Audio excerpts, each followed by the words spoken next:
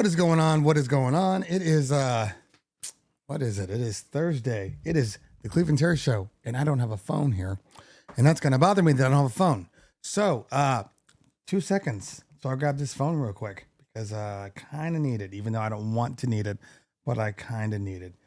Enjoy an old ass video. I am really excited about moving forward with our party. Yeah, I'm excited too. It should be a really good party. Just got a couple more questions before I sign the contract. So if you don't mind, let me just get out my questions here.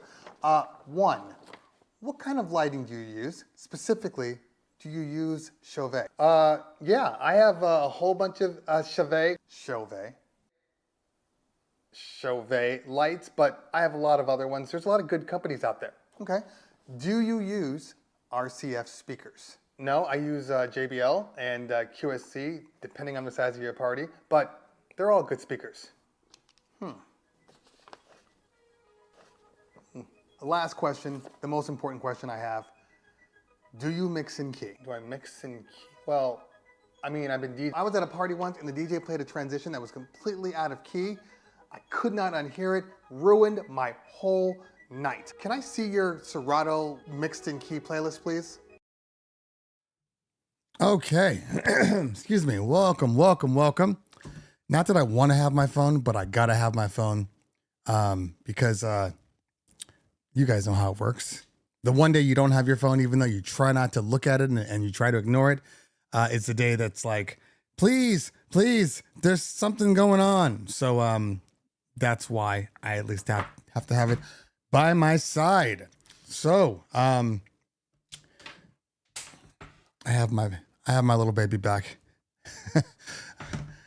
I know this is gonna sound weird. It's probably not gonna sound weird to a lot of people. I have a MacBook Pro M4 16. You guys know that. Maxed out, spec'd out, everything. I use it for the video wall and any type of big things, right? But I hate it for DJing. I hate it. I only like it for one thing in DJing. Okay. But I really hate it for DJing. I hate carrying it around. I hate walking around with it in my backpack. I hate the size of that 16. It's big and it's heavy. Meanwhile, my little M1 here, 14 inch. Oh, it's so good to just pick up. It doesn't feel like anything. It feels like a bigger iPad. So I will be using this one for my day-to-day stuff. And I will keep the M4 at my desk for any type of, video editing, preparing for video walls, and, just when I'm really needing to push stuff out. But when I'm just DJing, this is the sweet spot, man. This is the sweet spot.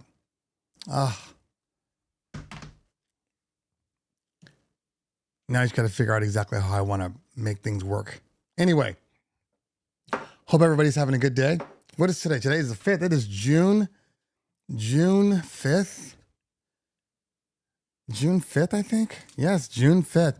I have not been able to truly rationalize the past 6 weeks. And I have 3 more weeks of nonsense. 3 more weeks of nonsense. Tomorrow, because we got grad nights and standard bar mitzvahs. So tomorrow we have 4 events. I'm DJing one of them. I don't even know why I put my name on it. Oh, probably because my wife's running the photo booth. We happen to know the client and it's in Simi Valley where I live. So it's like all the best situations all rolled into one. Sorry. I haven't talked at all this morning, so my throat just hasn't really cleared up yet. Then on Saturday, I have a light install and 10 other events. And then after that, I have a school event on Monday morning at the crack of dawn. Then we have another event on Wednesday, Thursday, and then let's see, next weekend we slow down a little bit. But when I say slow down, I mean, yes, we slow down, but we still have 1, 2, 3, 4, 5, 6, 7, 8. We still have 8 events. And that's the day I'm supposed to be leaving to my kids' dance nationals. But I won't. I'm not leaving until probably Monday. I'm actually going to not see my children, at least 2 of my children. I'm not going to see them. Sorry, I'm still trying to clear my throat. I'm not going to see them on Sunday because I have a video wall on that Saturday. They're going to San Diego on Friday. I don't want to spend my Father's Day driving. So I'm going to probably just spend time with my oldest daughter on that Sunday and leave for San Diego on Monday. And then we have more on the 21st. We just booked potentially another video wall on the 21st. So it's a lot. It's a lot.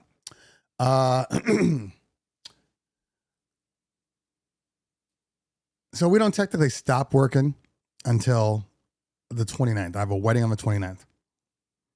That's the last event I have until the 8th.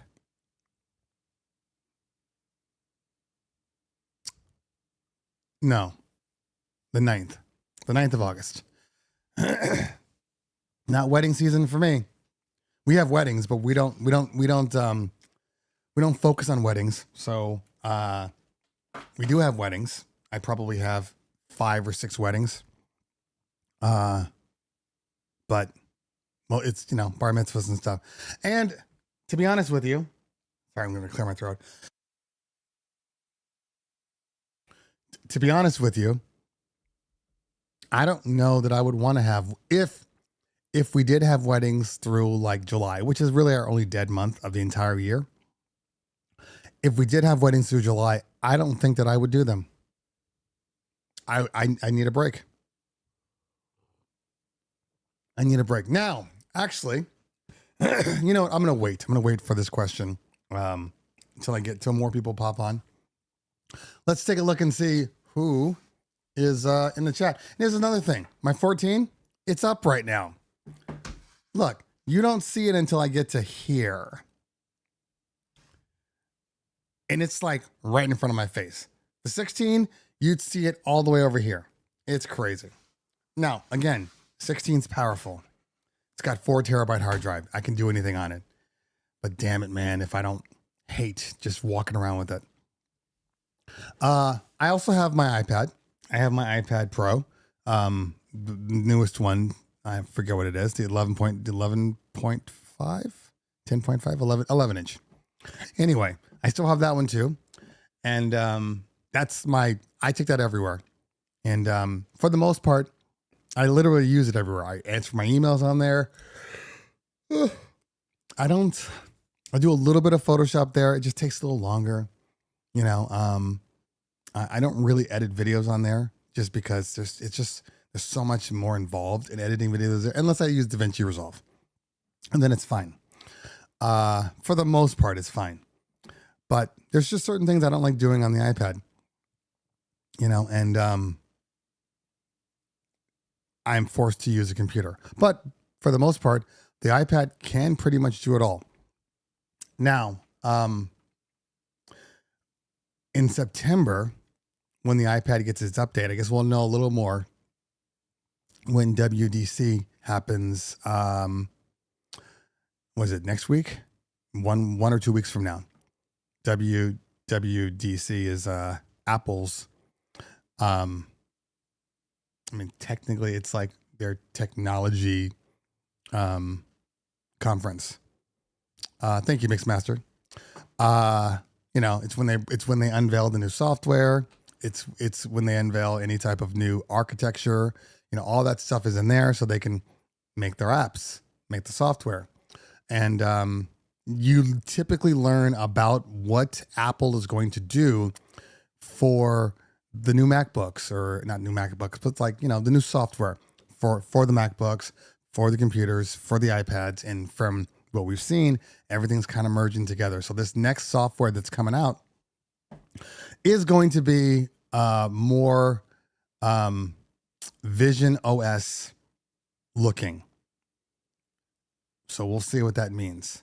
But the more important part is that they're supposed to make the iPad more computer-like. I love the iPad, but there's some things that iPad should be able to do that they won't allow it to do. So we'll see. We'll see. We'll see. I can wait though. Something dope is coming out this year for DJs. You can feel it. You can keep feeling, Mac. I have a hard time believing anything dope's coming out. I have a hard time believing it. Not until we can get by whatever this is that we're in right now with the whole tariff thing. I just read that I think it's FedEx. FedEx, when they get your delivery from overseas, they're notifying you that we're going to need all the money when we get here. So until we can get out of this thing, this whole tariff war and this craziness, it's going to be tough. It's going to be tough across the board. And I, for one, actually want stuff to be out here. It affects my ability to review stuff when stuff isn't here. So I'll be happy if the Rain 1 MK2 is released by fall. Fall means what? September? October? I just have a hard time believing it's going to be out in August. But maybe. Like I said, when I get my demo, which shouldn't be that far away, it's just a matter of a couple of months.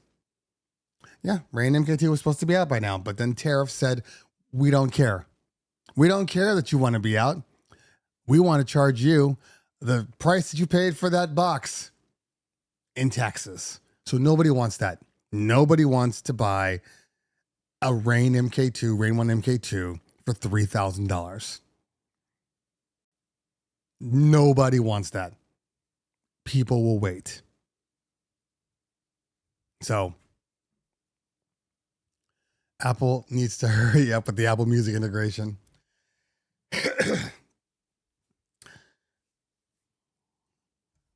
There's a lot of things that need to hurry up. And weirdly enough, over the last couple of weeks, I've actually had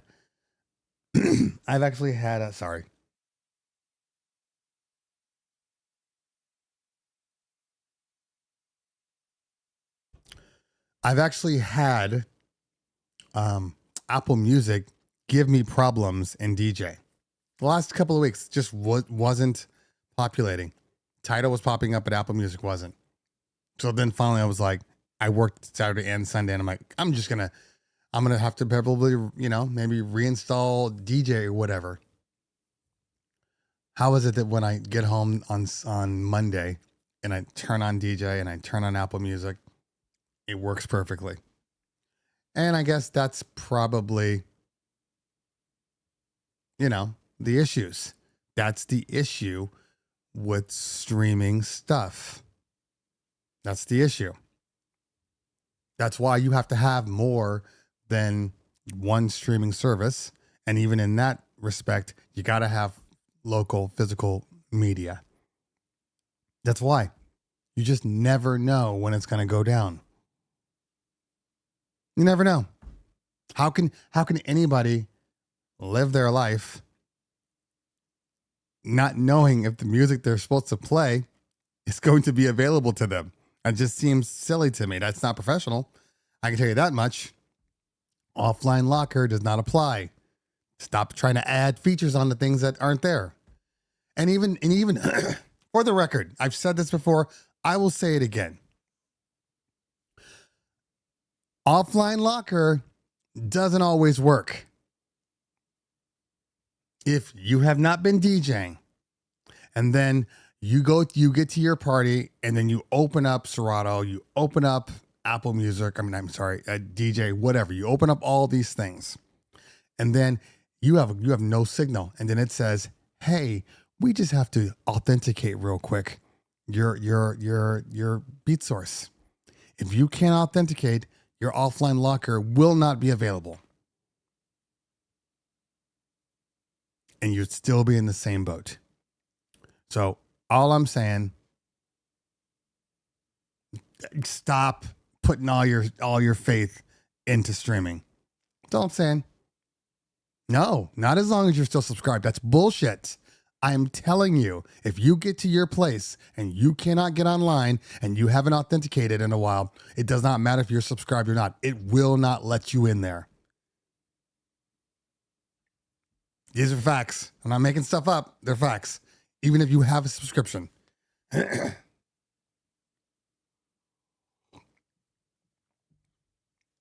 So, okay. You do what you want, Mac. You do what you want. I'm just saying, there's just certain times when you're going to walk into a place and you have no Wi-Fi and you have no internet. So, you have fun. I always now open up, seriously, I open up Sorado or DJ, whatever I'm using, and I go into the streaming services just to make sure that they do authenticate, because it's usually, they'll give you a couple of weeks before they require you to authenticate again. But you should always open it up beforehand. But like I said, I just keep all the music. Just keep all the music.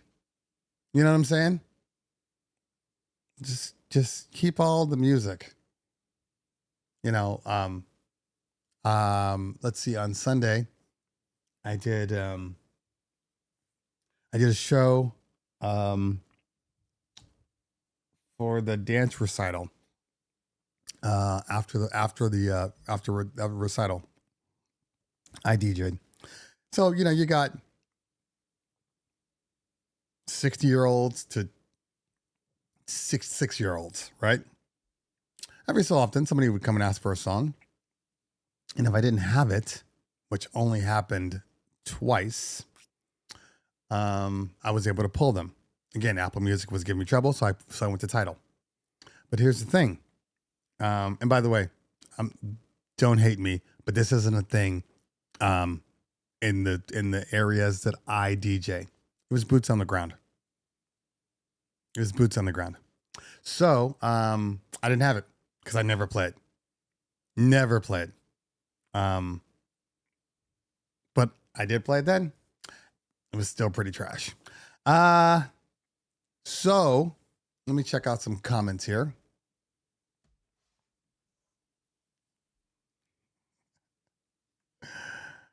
Okay, let's check out some comments before we lose anything here. And let me also bring up my real-time comments so I can see everything. Okay.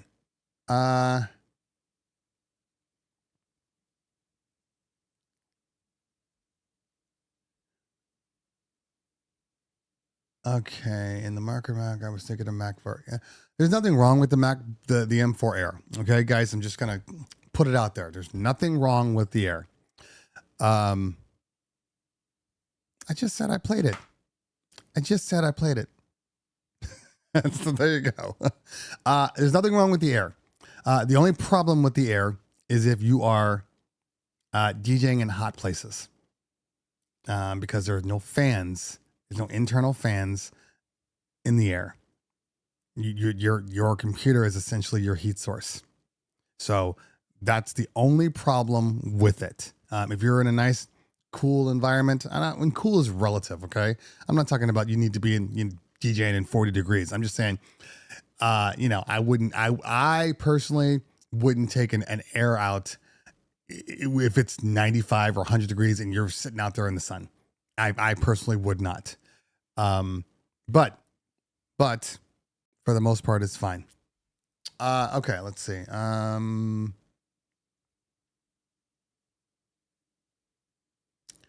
I don't think it's because of tariffs, or rather features. What do you mean? It's because of tariffs. Like, it's 100% because of tariffs. People are delaying product releases because of tariffs. Okay, October, Amsterdam event, usually one of the big release windows. I mean, yeah, you might see the gear there. You might see a demo, but in general, what does it matter if you demo it knowing that you don't even know when it's going to be released yet? I mean, I'm sure they have a ballpark, and I'm sure assuming that, we start to flatten out with all the knee-jerk reactions, then we should be okay. But right now, man, it's anybody's guess.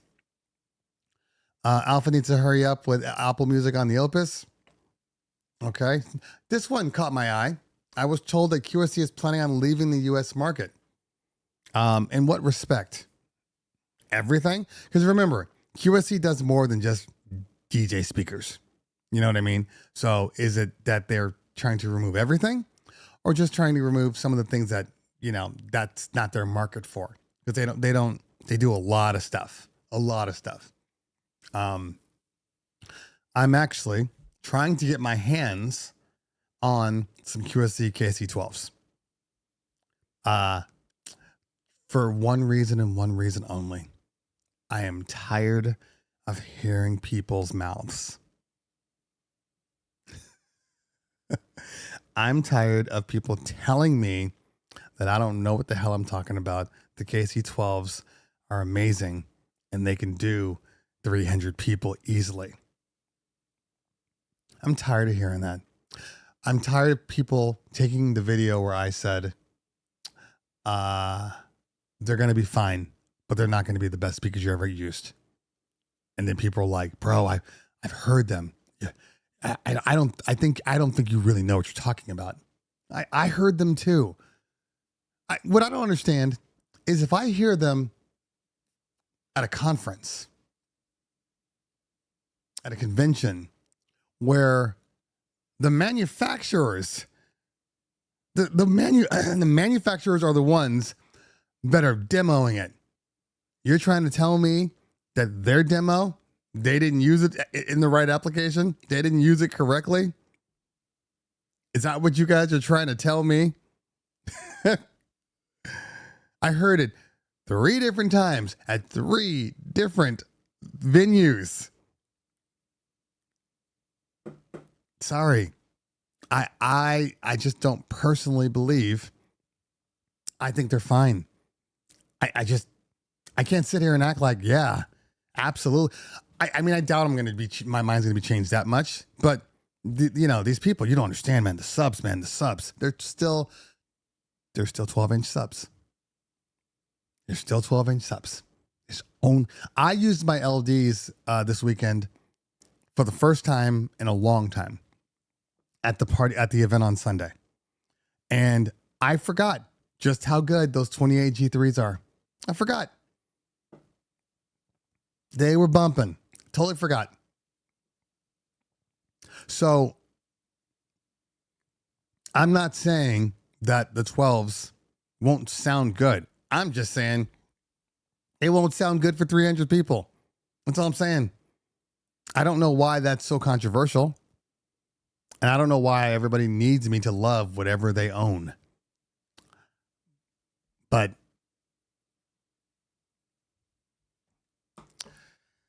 anyway, T7s are good. Peace puffs. They're a good controller. I'm still waiting on a T7 Pro though. They absolutely need a T7 Pro. Apple does not need stems. It'd be nice to have, but they don't need stems. DJ Justin in the building, what's going on? I know you guys were talking about You're talking about Alpha Theta saying, I want to be able to use my stuff, you know, on my M4 that they're lagging. Don't forget, I can't use my iPad Air on my Performer. Don't forget that. But I can use it on my Rain 1. And I'm assuming that means that I'll be able to use it on the Rain 1 MK2. But I can't use it on the Performer. They took something, the Rain 1, and you're like, hey, we can use it. And people were like, that's amazing. Great. And then Rain was like, that is amazing. Screw you for the Performer. We don't care. So I'm hoping that the MK2 Rain 1 can still use DJ. It's very unfortunate that it can't. So, and again, I don't really use DJ on my iPad, but it's nice to have a backup. It's nice to not have to have a larger piece of hardware when I can just keep my iPad right off to the side. That's nice. That's a nice feature. It's nice even when I'm using Sorado and I have my iPad on DJ, and then that allows me to have a backup. Sorry, guys. Forgot about that guy. Okay. Let's see here. I really don't care about new hardware, just good software integration. I mean, again, I think at a certain point, people I think people get to a certain age or a certain responsibility level, and they stop wanting to be the guy or girl that replaces our hardware every time something new happens. Honestly, I think that we get to a point because at a certain point, the hardware is just good. The hardware is just good. If you have a Rev 7, if you have a Rain Performer, you know, if you have, I mean, I would even go as far as to say, like, you know, Flex 10s and that kind of stuff. You don't need to update every time something comes out. You don't. You know, even if something comes out and it's a little prettier, anybody that owns a Rev 7, why would you need to? You get what I'm saying? David Dean with the $20 super chat. Appreciate you, fam. Thank you so much. You guys are going towards helping me out with my daughter's bat mitzvah, which we're still running into. Samuel Patterson left the message a couple up from here. Well, let me get to it then, Samuel Patterson. I've been trying to figure out how to MIDI map a macro for a stem, acapella stem with echo or reverb, essentially a combo button. Can't do a combo button. That would be impossible to do. Or at least not in our capacity. Maybe if you knew somebody, you know, in the things, they could go into the code and do a little tweaking. But essentially you want, let's say you want an acapella with a reverb. The only way to make that happen is if you used stem effects and MIDI mapped the stem effect button to get your effect. That's as close as you're going to be able to come in the current time. Okay, let's see here.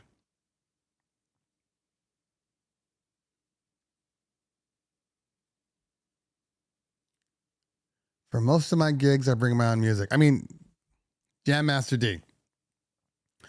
I agree. Not a flex. That's just common sense for anybody in here.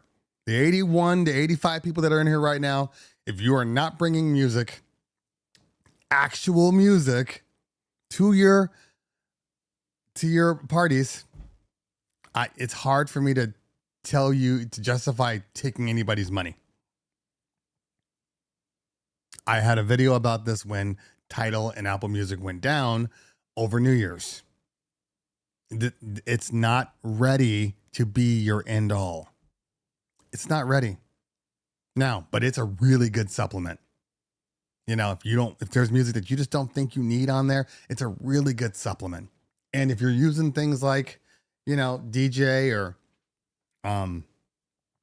virtual DJ, any of those, and I think even record box, maybe, all your stuff is in your files. So it feels like it's yours, but it's not. It's not. So if I'm going to pay you thousands of dollars, your ass better have files. That's all I'm saying. Okay. Let's see what we got here. Jay Davis says, people have different expectations when it comes to speakers. I don't debate with anybody. Do what works best for you. Well, I'd love to not debate with people, but it's kind of the job. It's kind of the job. Okay. With the way Apple charges for storage, it's only money, right? It's only money. Never ever using Wi-Fi, says Phonographics, unless at home live streaming, keep the downloads on your drive and a backup. That's probably a little extreme, because, again, it's a balance. You keep your core stuff on your computer. You keep your core stuff. You keep anything that is on that client's list that is a must play, or on their client's list, on their playlist. You keep all those songs on your local. All right. But anything else, somebody comes up, grandma wants a song, the little brother wants a song. That's all relative. And I'm totally fine going back to the old school. Like, sorry, I don't have it and I have no way of playing it. This is all I brought. All 78 hours of music. This is all I brought. And I don't have the one song that you want. I'm a horrible DJ. Or maybe your song sucks. I think your song sucks. That's why I don't have it. Because you are the only person that's ever asked for this song in the 30-something years I've been DJing. I'm DJing longer than that, but I'm just going to say 30. But your song sucks. And nobody likes you. And nobody likes this song. And it's just going to be you on the dance floor. And you know what's going to happen? I'm going to play that song for you. Everybody's going to leave the dance floor. It's just going to be you on the dance floor. You're going to realize it's just you on the dance floor. And you're going to leave. Now, I'm the asshole that plays dumbass songs for an empty dance floor. Not going to do it. Not going to do it. Okay? All right. That was probably a tangent. Philip says, hey, I live in the New York metro area. What's your opinion on MCs wearing sneakers, specifically for weddings? I wear sneakers every damn event. There's nothing wrong with sneakers. Nothing. If they're good looking, clean sneakers, absolutely wear those sneakers. Nobody ever said you got to wear dress shoes. We're literally on our feet all day, every day. If I want to wear some sneakers because I'm on my feet, I'm going to wear some sneakers. And more importantly, this is not just a trend for DJs. The bride and groom are wearing sneakers now. Like the bar mitzvahs, I will have the entire family come in just decked out, right? And they all come in, 5 of them walk in looking beautiful, look at the bottom of their feet. They all got on matching colored Nike Jordans, all of them. Baby blue, red, green, like this is what they're doing now. And I'm all for it. I'm all for it. Blazer or button up is a must. Again, these are the things that I believe I'm trying to get away from. Okay? I'm trying to get away from the absolutes. And there's a lot of absolutes that happen. And what I'm saying about that is people are making assumptions. I'll get back to you, Biggie. People are making assumptions on what it is that people should wear. Now, I will tell you this, okay? I will tell you this. There's a fine line between having your own like style for what you do and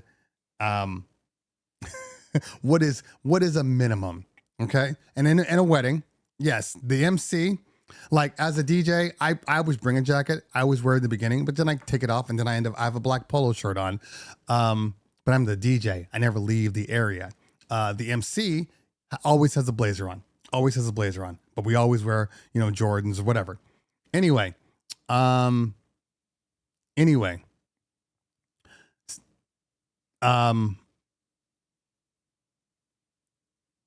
However, and this one right here, I'm on the fence with this one, and nothing like against it. And I understand, and I think it works. I just personally, I don't know. I have a weird issue with having my logo, and name on my shirt. I don't know why. I know you're wearing a button-up dress shirt. There's nothing wrong with it. Me personally, not everybody. Me personally, I don't know if I could do it. I don't know. I feel like a greeter at Walmart.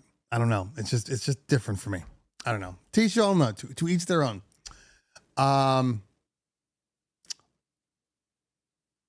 See, I don't agree with this, DJ Red. And it's not that I don't agree with what you're saying, okay? Because I've heard this before. And I wear my dress shoes when I walk out onto the floor and then I put my shoes on.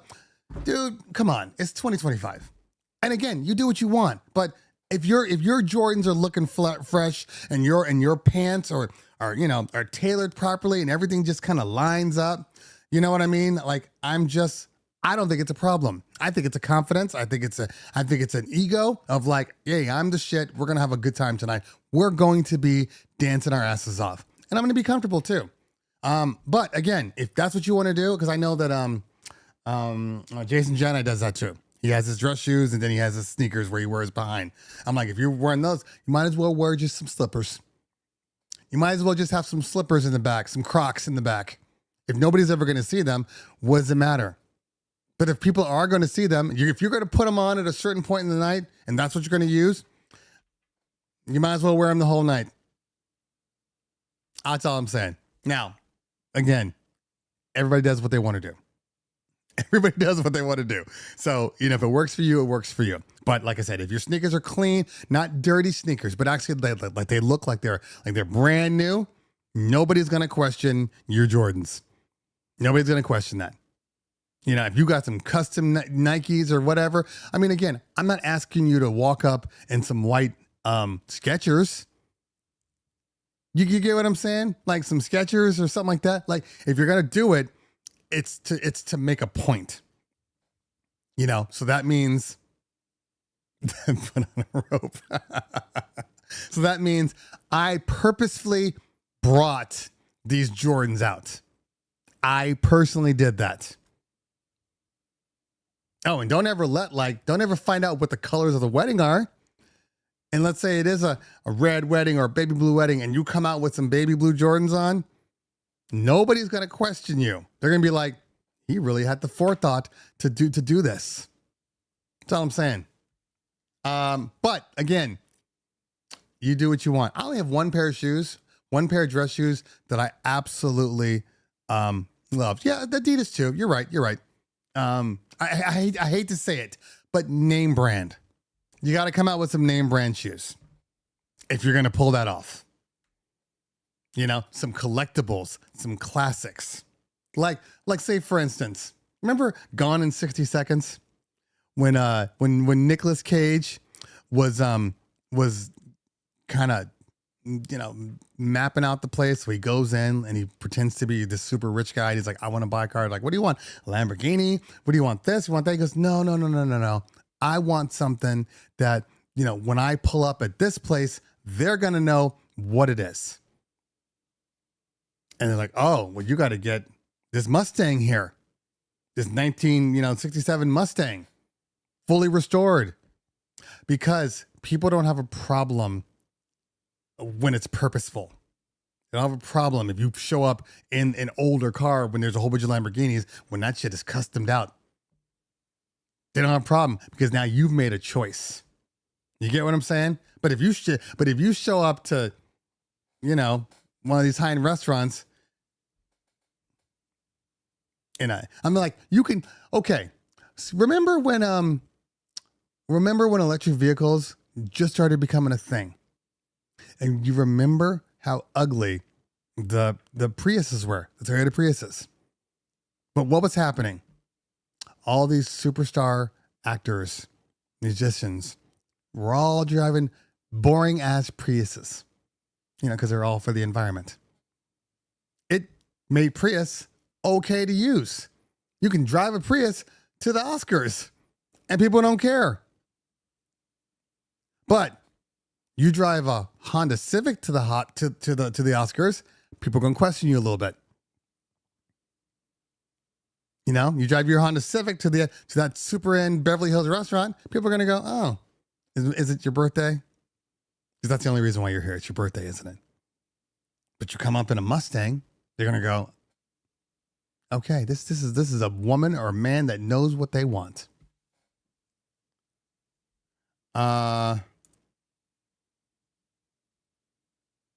Yeah, exactly. And women have so many more choices. So many more choices. I mean, we literally have like 2 choices. We're not wearing Timbs, so we have 2 choices: either dress shoes or Jordans.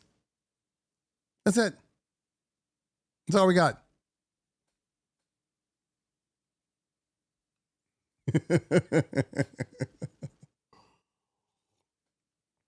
The richest man in the world drives a basic car to a degree.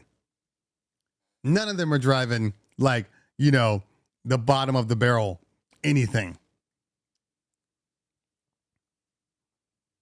Like even an F-150, you could get the bottom of the barrel, or you could get the one that costs $95,000, $100,000. That's all I'm saying. It's there are levels to it. Okay.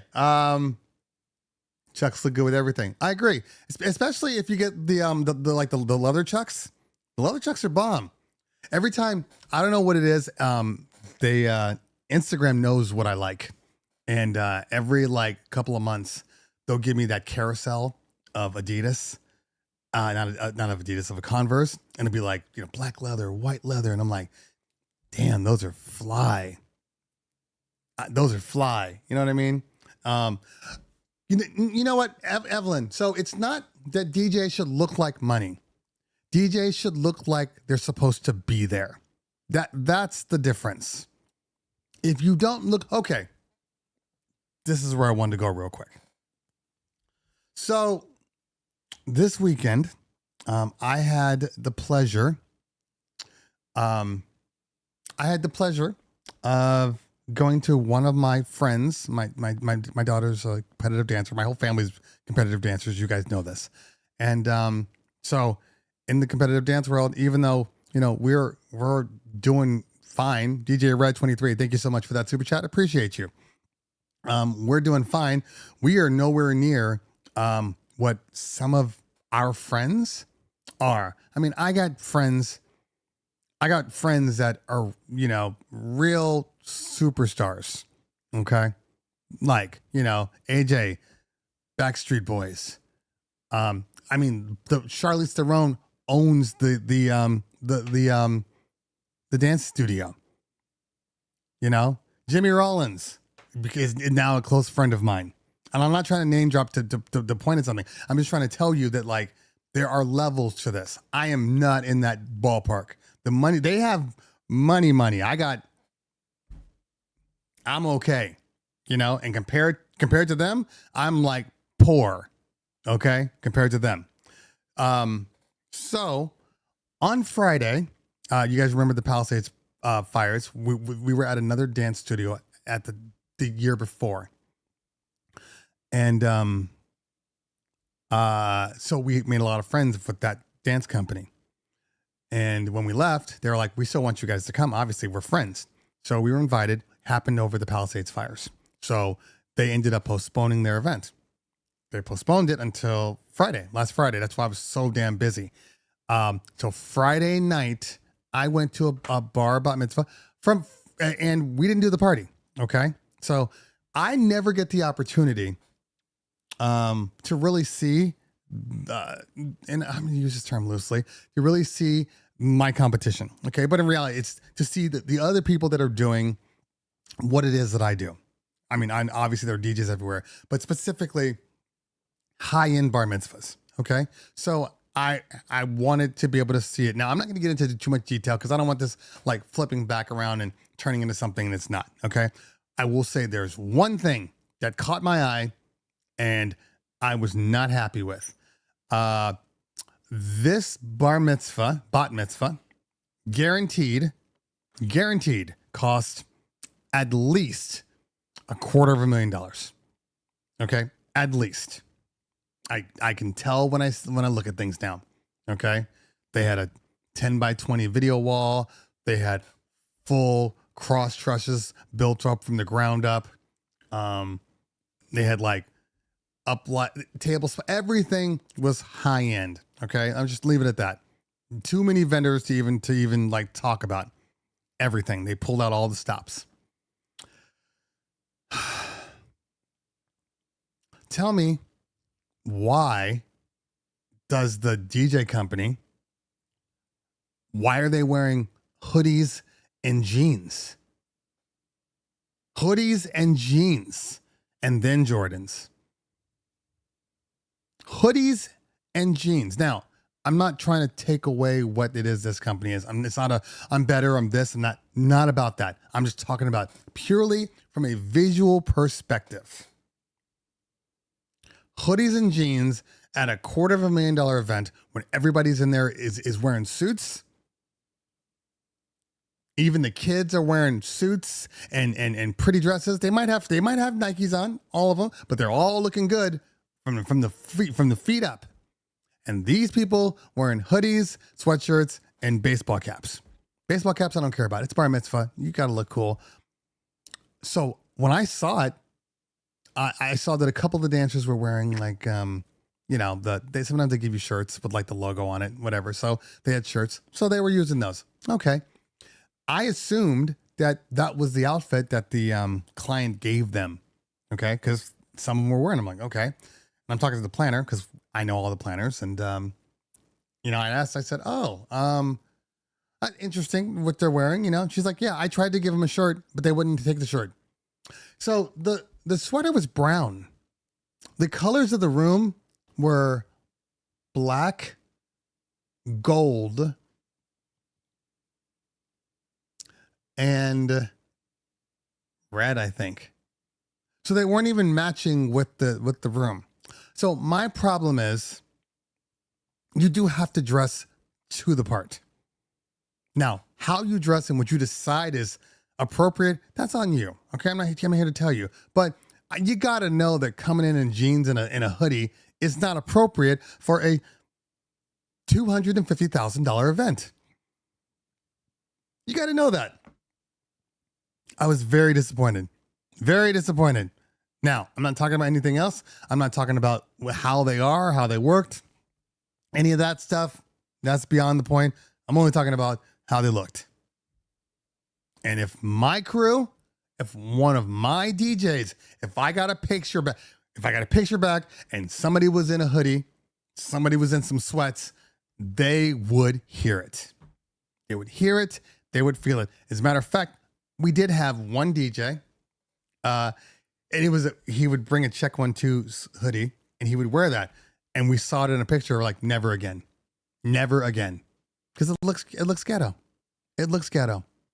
And that's not the company. That's not where, you can't charge high-end prices and then look low end. That doesn't make sense. Anyway, dress the part. And I don't care how it looks. Just dress the part. Period. All right, let's see here.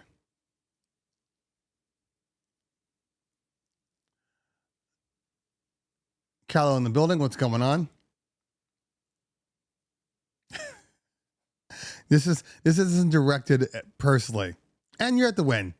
It's okay at the win. You know what I mean? Like everybody knows that if you go to Vegas or you go to the, any type of casino type stuff, there's all shapes and sizes and everybody's pretending to be somebody they're not. We all know this. So pretend away.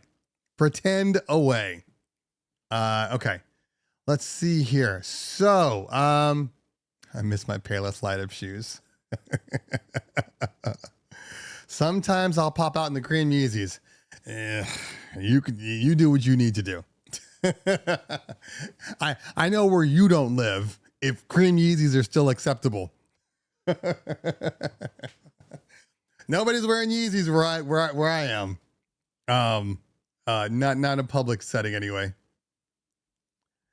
Okay.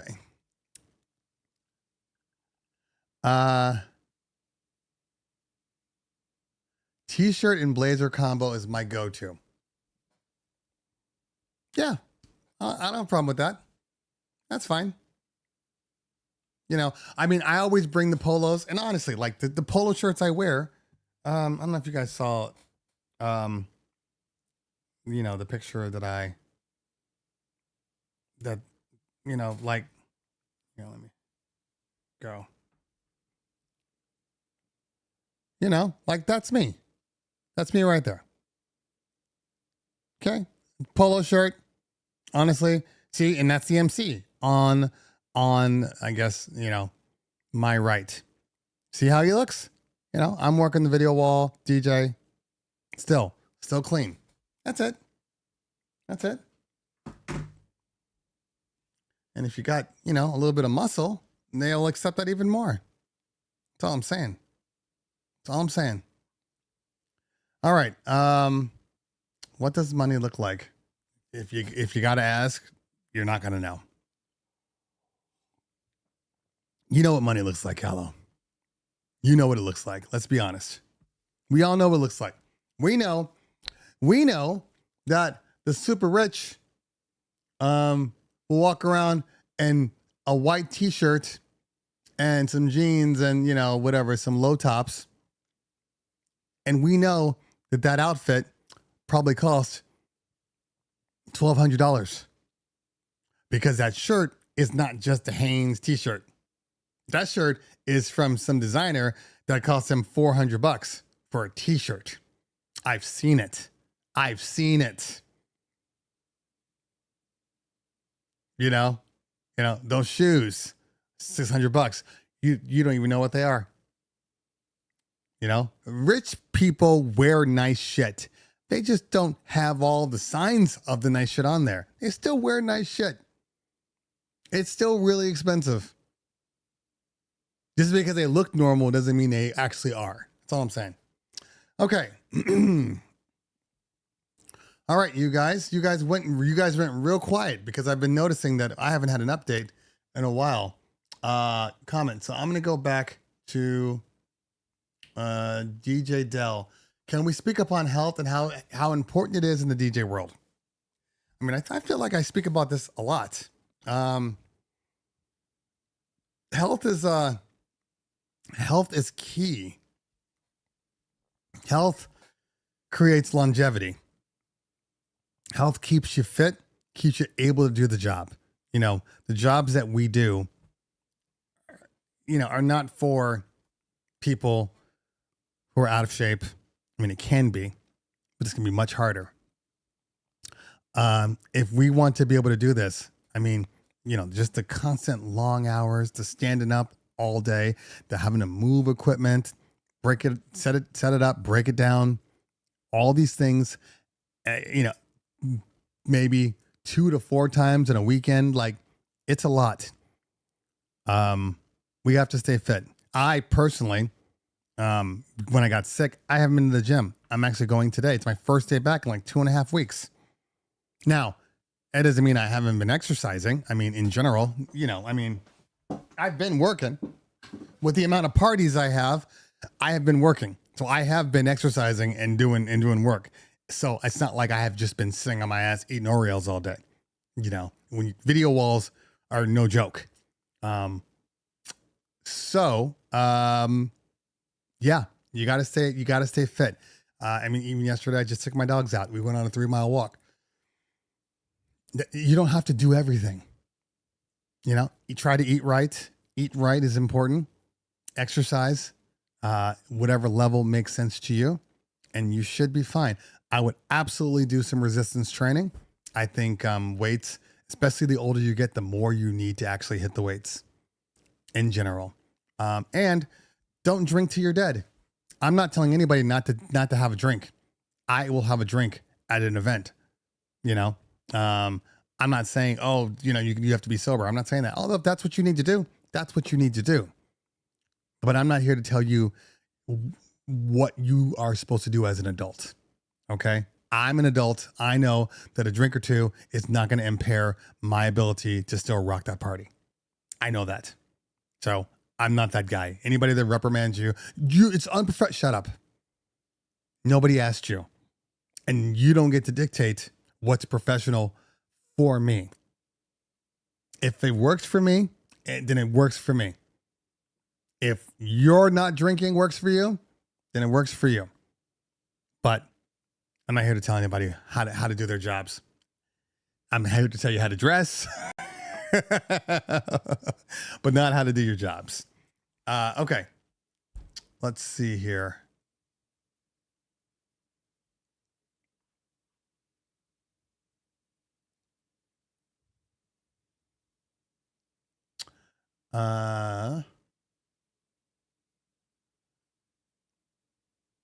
I mean, drink in moderation. Just don't be stupid. Okay, let me put it to you this way. If I'm allowed to take a drink an hour, okay, I'm not talking about the party. I'm not taking 4 drinks. That's crazy, okay? But let's just say that we were trying to utilize this as legal, okay? If I'm out and I go to a restaurant and so Don, who cares? Again, this is what I'm saying.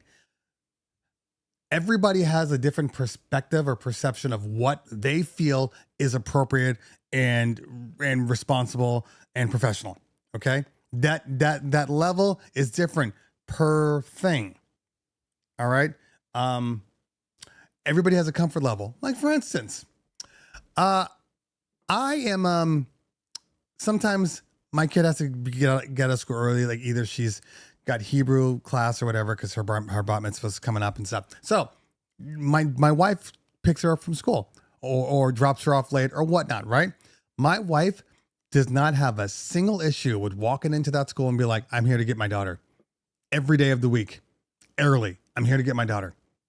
And I'm like, and I personally am like, I hate going to that school and getting her out early. I feel like there are people watching me. Oh, look at those bad parents taking their kid out. They should be here. They should be studying. That's how I feel. Is it legit? No, absolutely not. Is my wife's legit? No, absolutely not. It just depends on how you feel. It just depends on how you feel. If a client complains about your job, it wasn't the alcohol. I'm just telling you facts, guys. If you were if the only reason clients complain, the only reason is if you do some dumb shit. If you've forgotten something, if you've screwed something up. That's it. And then after that, they watch everything you do because now they are going to complain. Honestly, I've watched it happen. I've watched clients, like, oh, we forgot this. And I've told them, hey guys, no matter what happens after this, you do everything you're supposed to do. Everything. Because now they're watching all of it. All of it. It's sad. But that's just facts. But back to what I was saying. So I have a comfort level that's different than my wife's. You get what I'm saying? So as long as it works for you, it works for you. Now, if I have a drink at a wedding, and again, I don't drink on bar mitzvahs. You see how there's a difference? I don't drink on bar and bat mitzvahs. I drink at a wedding because it's all adults, and weddings are like, 7-8 hours sometimes. So I'm gonna have a drink. Now, if I am going to a restaurant and I have a drink, immediately drink, and I go get into my car and I drive away, if I got pulled over right then and there, I wouldn't get a ticket because I'm within the legal limit. And that's kind of how I factor in for like drinking at, at weddings or whatever. Stay within the legal limit. Don't drink to get jacked up. You're working. Stay within the legal. You know, I drink one, just takes the edge off. I don't know. I'm a man. I like to have a drink or two.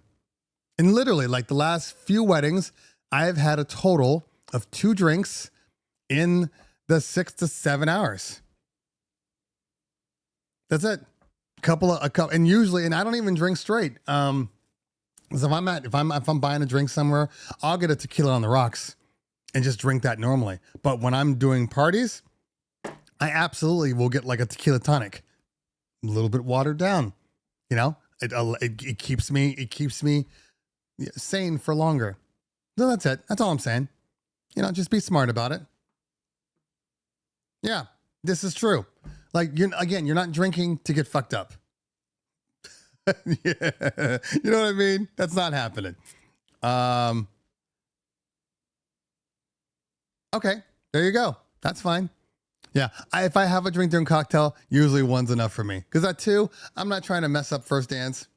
And I'm not saying that 2 is going to jack me up. I'm just saying 2 in that cocktail hour, for me, is kind of a lot. For me. And here's the reason why it's kind of a lot. Okay? In all honesty.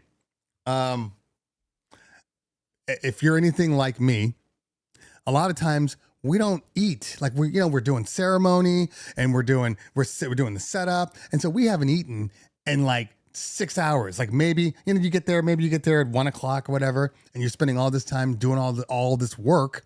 And then finally you're done the ceremony. Now the reception is happening. Cocktails out there. You're probably not even going to eat until, dinner. So 2 drinks and no food. That's not looking good for me. Not looking good for me. Anyway. Yeah. And then realize even if you were to have 3 or 4 drinks, you still have to factor up. You still got to break down. You still got to get all of that stuff. You still got to drive. You know what I mean? Like there's so much more time for the DJ. The best time to drink is doing a baby shower. That's hilarious. Yeah, this is true. I always eat before my gigs. Good for you. I'm impressed. I don't always. I mean, okay, so I have been eating more now that I'm doing production, because if I don't, it's going to be hours. Like, I mean, obviously, like the last couple of weeks, I've been getting up at 8:30, 9 to drive to my event, and I'm there from like 10 o'clock till 2 a.m. So I have to Uber some food to me and the production crew. I don't have to feed the production crew if I really don't want to, but I'm like, here, you guys have been with me the whole time. But I always keep emergency protein bars in my bag at all times. Because you just don't know if you're going to eat or not, and typically speaking, like if I'm just DJing an event, my call time is 4 o'clock or 5 o'clock, right? I will eat a heavier meal for lunch, and that way, if I do, for whatever reason, can't do the dinner, and a lot of times I can't personally do the dinner because, well, I'm gluten-free. So a lot of times I can't eat them. I'm gluten-free. I'm allergic to sesame. Like, I can't eat. I mean, there's a lot of things I can't eat. So sometimes I'll walk in and going, great, chicken strips and spaghetti. I can't eat any of this. So it just depends. But I try to eat a heavier meal then, because in reality, guys, let's be honest here. Most of us absolutely could get through a day without eating. You know what I'm saying? Like we're not all in the best shape. Okay. We're not all in the best shape. Trust me. Your body's probably like, thank you for this. Thank you. So I think we'll be okay. Anyway, What time is it? Okay. Tell the production crew to bring a lunch bucket. I try to take care of my crews, man. You know, when we're eating, Saturdays are always reserved for Shake Shack. Every time. Every time. I don't know what it is about Shake Shack in LA. But for whatever reason, there's a Shake Shack near every high-end venue we go to. Every time. Every time. So you do it at home. So you eat once you leave the event. Now you're eating late at night, though. That's not good either. You can't win. You can't win. This is absolutely true. This is absolutely true. That's why when you're that's why when you're like when you have an MC and they're like, I'm gonna go get a drink. I'm like, go get me a drink. Because the DJ can't go and get a drink. That's not possible. The DJ can't go get a drink. Because there's going to be a line. The music's going to end. So, you know, that's why I'll let the MC look like a drunk. Uno nice. Or uno niche. Or you know nice. Thanks for hanging out today, pal.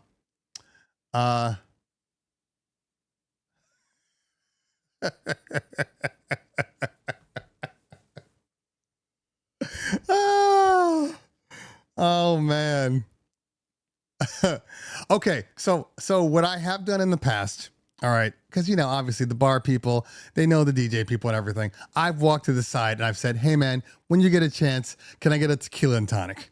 I've done that before. Okay. Like when you get a chance, it doesn't have to be now. It could be 30 minutes from now. Just, can you have somebody bring me a tequila tonic? That I have done that. And which is even better. You know, the worst ones, the worst ones are, when the bartenders are really, really friendly and they come up to you, hey man, you need anything? And you're like, is this a setup? Are you setting me up or are you really trying to help me? If I tell you I want a tequila on the rocks, are you going to turn around and say, excuse me, ma'am, I just want to let you know that your DJ is drinking on the job. You know what I mean? Like, you're a little too helpful. Nah, I think I'll meet you over there. Oh, but the worst is when you really have like a good relationship with them. It's like, hey man, please stop bringing me alcohol. I am jacked up right now. I don't know if I'm playing This Is How We Do It or Howdy Doody. I have no idea. Please stop bringing me drinks. But I think that in reality, I truly believe that I always tested my drinking on club work. Okay. Because I've probably said this, if you're doing any type of clubs, right? Some clubs have turned into drink tickets and they've kind of real cheapened up a little bit, but if you're still working them like legit, don't give a fuck clubs. They will try to kill you with alcohol. The amount of alcohol they will bring to the DJ booth is insane. Okay. They will try to kill you. The guests, the DJ, the people that came to just party will try to kill you. But that's a good opportunity to find out how much you can drink before you can't drink anymore. And after several times doing it, I know what my limit is. And my limit's actually pretty high in order to be able to still DJ professionally, cleanly, and not mess up. I have not gotten to a place where I have passed my limit while on a party. I haven't gotten to that place. No, again, but I'm also not drinking to kill myself. But like, if I'm at a nightclub and I'm doing, I don't know, typically it'll be like a 2-hour set, right? There's an opener and then I'll come on. And if I close the night out, maybe I'm already at the tables, just kind of listening to the opening DJ for like from 10:30 to like 11. All right. So 2.5 hours. Anyway, then he'll be like, hey, you want a drink? I'll get a drink then. All right. So then I'll get on 11:30. start DJing. Club manager, here's a drink. All right. So now it's like I'm drinking that one until 12. Then again, 12:15, 12:30. Another drink. All right. So I'm probably having four to five drinks. After that, typically after that fourth one, like I'm not drinking anymore. Typically after that fourth one. And you know who you are, you know your body, you know everything about it. And you know your tolerance level. And that fourth one has honestly just sat there. But I enjoy having a drink. I like drinking. Not a drunk, but I like drinking. Like, okay, this is how I'm not a drunk. I don't have alcohol in my home. I stopped buying alcohol for my house. I only drink socially. So if I were a drunk, or if I were even like, I would have the alcohol in my house. And I did have the alcohol in my house. And everybody's got their personalities, okay? Everybody's got a different personality. My personality is very simple. If it's in the house, I will drink it, eat it, but I'm never home. That's hilarious. That is hilarious. I'm home right now.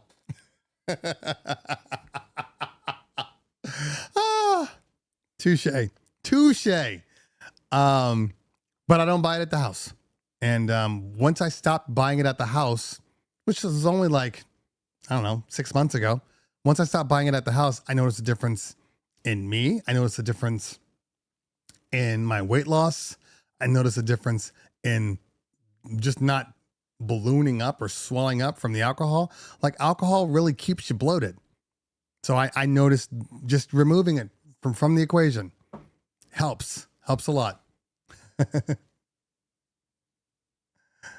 Yeah, I get that. I absolutely understand that. Ha. I get my stuff Zelda, man. This is 2025. My money's there before I even leave the building. And I don't have to go to the bank to deposit it. All right. So, it is almost 12:10 and we've done a lot of talking. I think we've accomplished a lot so far.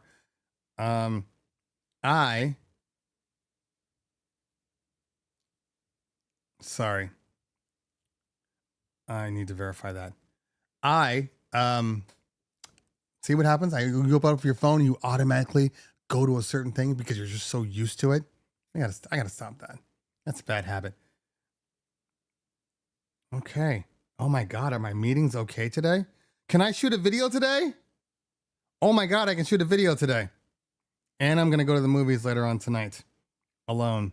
Let me see if sometimes I have to reset the calendar because Google Calendar. I don't know if anybody's realized this, but Google Calendar seems to be a little slow as of late.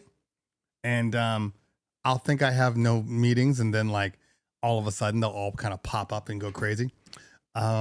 So I'm very excited to not have meetings.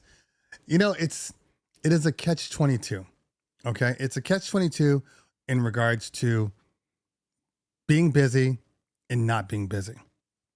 Because sometimes I'm just like, I just need a day where I'm not on the phone or answering, 90 emails or on the phone with, 20 sales or just normal calls. Okay.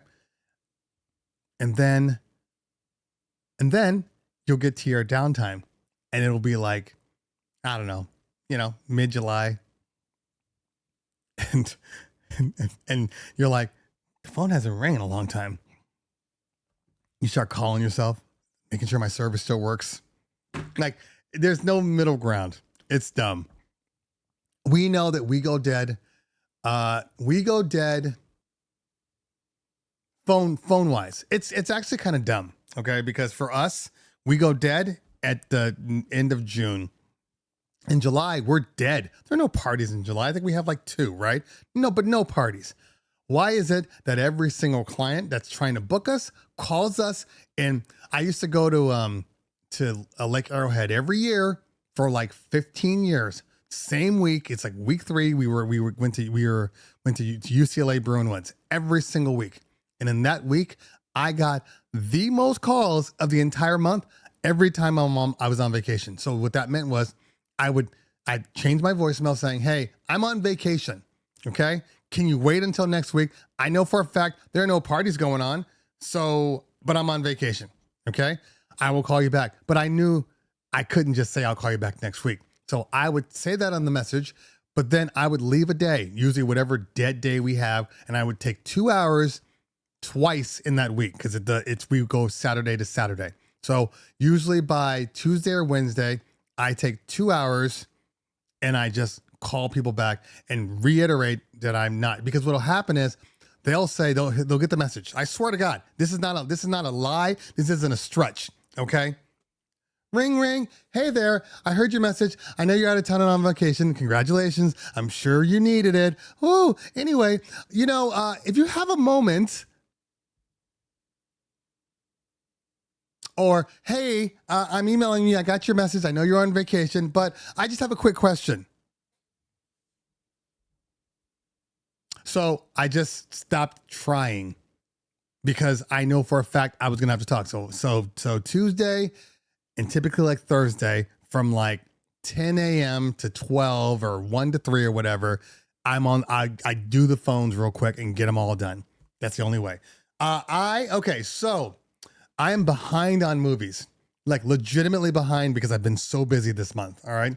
I still haven't seen Mission Impossible, which I do believe needs to be seen in a theater. Okay. So Mission Impossible is one that needs to be seen in the theater. I own Sinners now. I've already bought it. So I saw it in the theater, but I already own it on Apple TV. Karate Kid. I don't believe that Karate Kid needs to be seen in theaters. I really don't. So I'll probably wait on that one. The Accountant 2 legitimately is going to be on, I think, Amazon, one of my streaming services, on Friday. Like that's the only joy of missing all these movies. I know that in a couple of months, like my July or August, they're going to be lit with home movies. Going to be lit. So, so I bought it. My whole thing about buying movies on pre-release or while they're still in theaters, right? My whole thing is because they're $25, $29. That's 2 people. That's 1.5 people, depending on which theater you go to. For me in Southern California, if you go to like the AMC in Woodland Hills, that's one ticket is $29. It's ridiculous right now. Like right now, Ballerina, which comes out, and Ballerina is another one that needs to be seen in the theater. Okay, that's the John Wick movies. There was a pre-release yesterday, and I went to see, even in my theater, which is normally about $22, or I think it's like 19 or 22 per ticket. It was $29. It was $29. So I'm like, I'll wait. Because if you wait a week, it drops down to back to normal prices. They get you with those first release prices. So I don't think I'm going to see, if I see Karate Kid, it'll be with the family. They're out of school now. So maybe we go see Karate Kid, maybe. But I do want to see Mission Impossible. I wanted to see Final Destination. Probably not going to happen. I can wait unless on Friday on Father's Day I decide to go do it, but it may not even be in theaters then. There's that also. So I will be watching the finals today at some point. I record them too. They're not my teams, so I just enjoy watching the games, but I don't need to really see it in real time. Plus I kind of feel like it's going to be a blowout. It kind of feels like OKC is going to just handle them, in all honesty. So we'll see. Mixed Master G says you can skip the first 90 minutes of MI. I heard there's like the first half hour to an hour is all just like previously on Mission Impossible. Like, I know that's the case. And it's so funny. I actually spent time and I watched all the Mission Impossibles leading up to the last movie. And it's interesting because Dead Reckoning, after watching it with all the other ones, wasn't really that good. It, you know, like kind of like it seemed like I know, I'm sorry if I see my viewers dropping off like, oh really, movies, fuck this. It felt to me as I rewatched it, like when I watched it in theaters, I was like, that was good, crappy ending, but that was good. But then when I watched it at home, I felt like the writers were just learning a little bit about what AI was and wrote a whole movie on it, because like it was just, you know what it's like? I think it's a Tom Cruise thing. Because you guys, look, we all loved Top Gun Maverick. We all loved it. Okay. And I've watched it at least, I don't know, 8 or 9 times. Okay. We've all loved it. But I watched it again, I don't know, maybe a couple of months ago. And oh my God, the writing in most of his movies, kind of basic at best. Like the fact that they kept saying over and over again, 5th generation fighters, 5th generation fighters, 5th generation fighters. And like, why can't you get more specific? Why can't you change? Really, you expect to battle them with 5th generation fighters again? I'm like, oh my God, dude, enough. And I didn't notice that when I went and saw it in the theaters. But later on, that's all I could hear. It's kind of like Titanic, when Jack kept saying Rose every other word. I didn't hear it in the theater.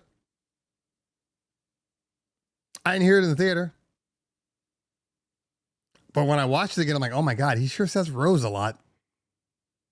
And the same thing with Mission Impossible. The AI, the entity. This is not as scary as you think it is.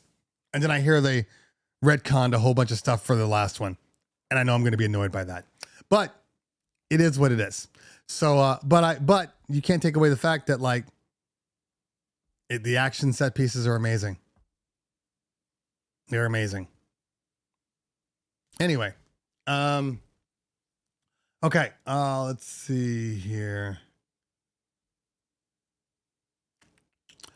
So I don't know what I'm going to watch today. It's probably going to be Mission Impossible. But I have a lot of movies at home that I need to watch too. A lot of movies. And we just started watching, finally, Andor last night. And I will tell you this. I don't know. I don't understand. I don't know how the people who made Rogue One and Andor do it. I don't know how. But my God, are they the most beautifully made films, TV shows? I don't understand how their budget seems to be so much better or better utilized than any other Star Wars project. And I'm not even talking like Mandalorian. It just looks like money. I don't understand it. I got to rewatch Tombstone. I watch Tombstone every 136 hours. Tombstone is always on. I can speak Tombstone word for word the entire movie.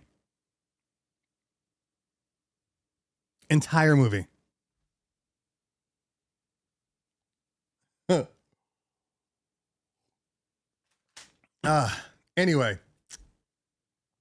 it really is the best Western. I don't care what anybody says.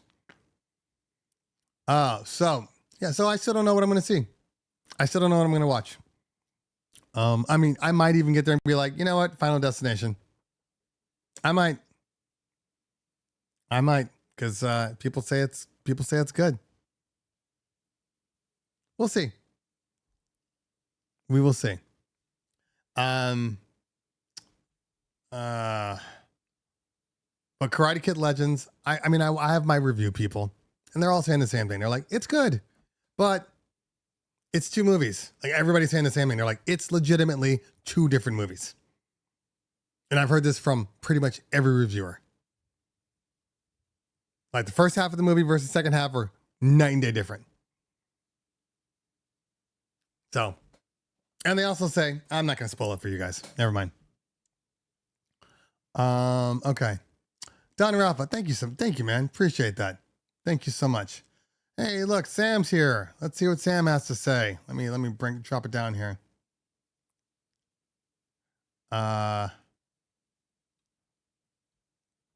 You think the Rev 5 will come out with the Mark II with better build quality, non-spinning platters? What's wrong with the build quality of the Rev 5? Honestly, because I don't have a problem with it. The Rev 5 build quality feels a lot like the DDJ 1000 or Flex 10. Like, honestly, my son uses a Rev 5. No problem with it. No problem. So I don't know. I don't know what you'd like to see in the build quality. You absolutely have to pay attention. That was the one thing we turned it on yesterday, and I was like, oh yeah, we actually have to listen. We actually have to like hear them and tell everybody to shut up.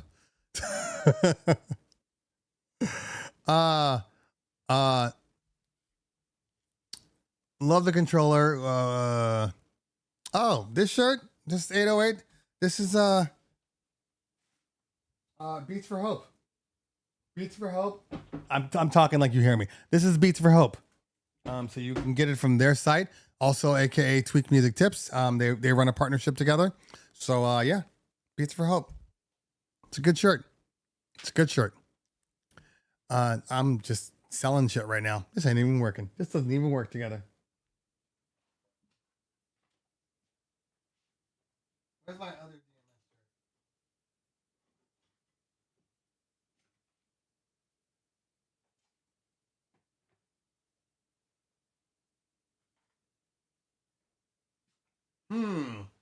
I could wear an RCF hat.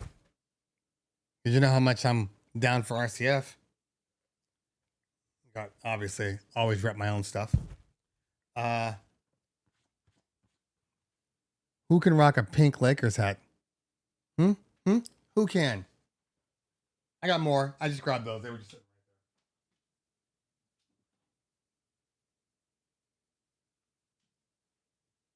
Because I have I put a skin on my Flex 10. That sounds disgusting.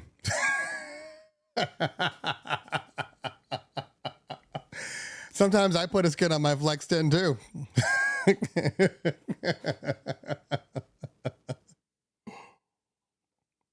Nah, man. Nah, Don. You keep that Flex 10 black.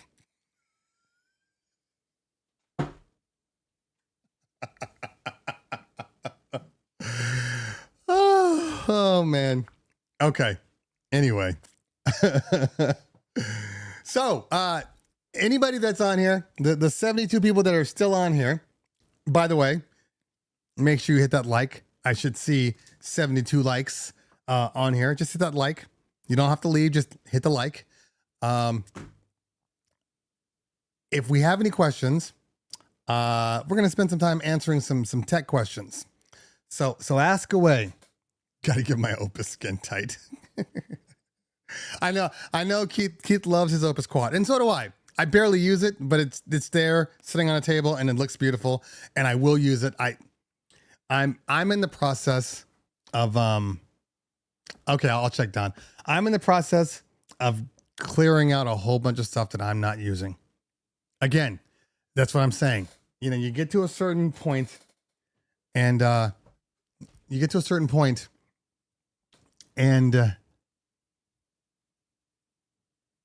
just want to get rid of stuff. I have a full room. That is a mess, and it's just full of boxes. And I'm just over all the boxes. So it's time to start getting rid of some stuff.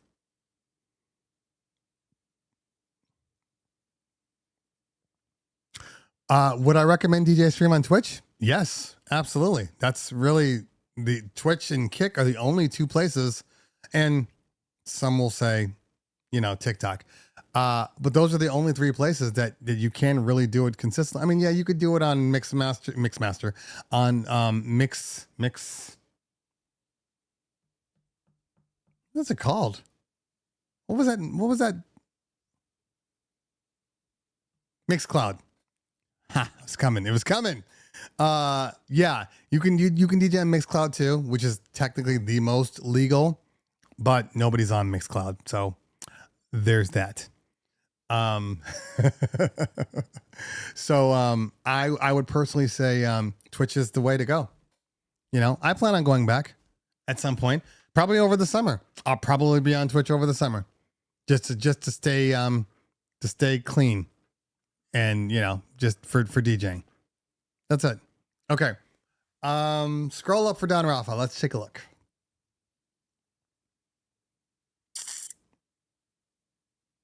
Oh, okay. Do you feel that companies should release gear, mixers specifically in black and in white?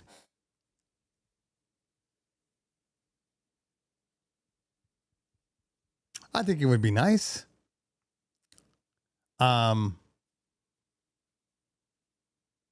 However, because I think that in most cases, especially nowadays, knowing that people use furniture, or they reskin them themselves anyway, I think having a black and a white variant definitely makes sense. If all the controllers came in white, I would never have to reskin them. I could just throw them in my furniture, which would be very, very nice. But unfortunately, that's not always the case. Do I still have my rain top? Do I have a rain top for my furniture? I think I might have a rain top. If anything, I have a 1000 spare top. When the Rain 1 MK2 comes out, I'm definitely going to want to test it out in the real world, which means it's going to end up in my furniture. And I do like the Performer a lot. Love is a strong word, just because I don't love how big it is. That's probably the worst thing for me. Again, I mean, I talked about the fact that I have a 16-inch MacBook Pro. That's amazing, that I don't love, because I prefer smaller. So I have my 14 now that I'm going to be using. So to each their own. I just prefer things to be a little smaller, and the Rain Performer, as good as it is a big ass controller, and it's weighty. So, am I saying that the Rain Performer will leave my furniture? Well, the Rain 1 MK2 is missing a couple of things that the Performer has. I don't care about the displays. That's not a big deal to me. The displays and the jogs, don't really care. What I do care about is the little OLED strip that is right beneath the pads that change to whatever pad mode you're in. So if I'm in samples, it has the names of my samples in there. If I've named my cue points, it's got all the names in there. So that's less that I have to look up into a screen and, DJs do the DJ zombie stare. So that's the one thing that I'm like, it'd be nice to have. But I can't take away the fact that it would be nice to have a little more surface area on my furniture. So in the event that I need to put something down, like I can put down my my WMX1 right there, and I'd still have enough room. Like the Rain Performer, there's this much room, legitimately this much room around the edge of my Danny Max furniture. Does it have smooth echo on load? I believe it's got the majority of all the effects that the Performer has. will be in the MK2 because it's going to have standalone effects. So we'll see. I play a lot of different genres too, so I guess there are other artists, producers that are banned. Oh, you must be watching this from the beginning. It's always funny trying to figure out exactly where people are. Lou in the building. What's going on, Lou? Good to see you. The Flex 10 is big. It is very big. However, it's still a really good controller. You know, I when I was in Arizona on the 18th of May, I thought I was using 1000 and then they didn't have the plug for it. So they bought a Flex 10 and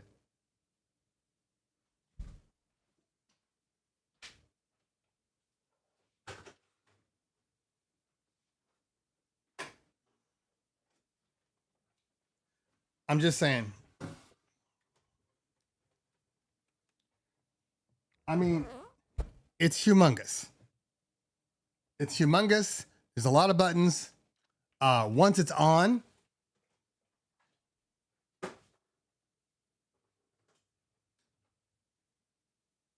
son of a bitch. This is why my dog's not allowed in here. My dog peed on one of the controllers that were on the ground. He's marking because he's an asshole. But he's not allowed in this office. So when he gets in this office, he's like, F you, Dad. But it's big. But when you are using it, it's very good. It is a very good controller. Honestly. Flex 10 is great, but it's big. Not heavy, but big. Pablo Miami in the building. What's going on, fam? Good to see you.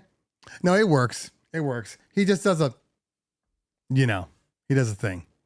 Okay. Let me drop down.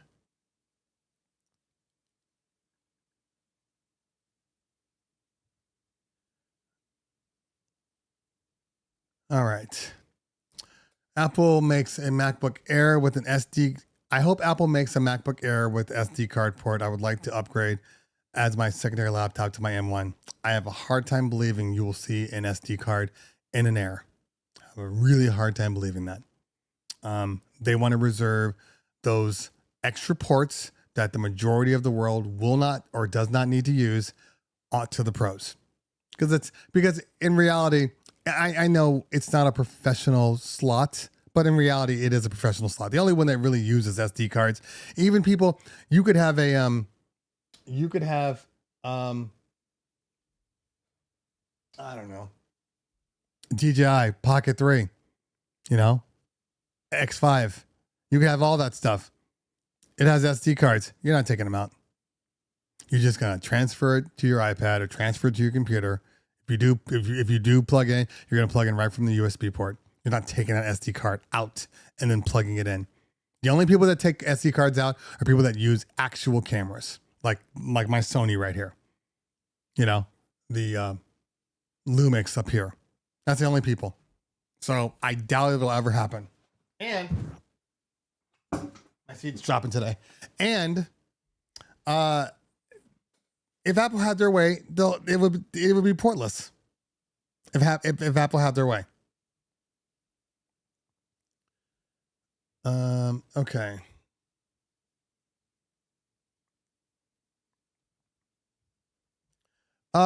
It works until it doesn't. There's application for it because I can't use it all the time. All right.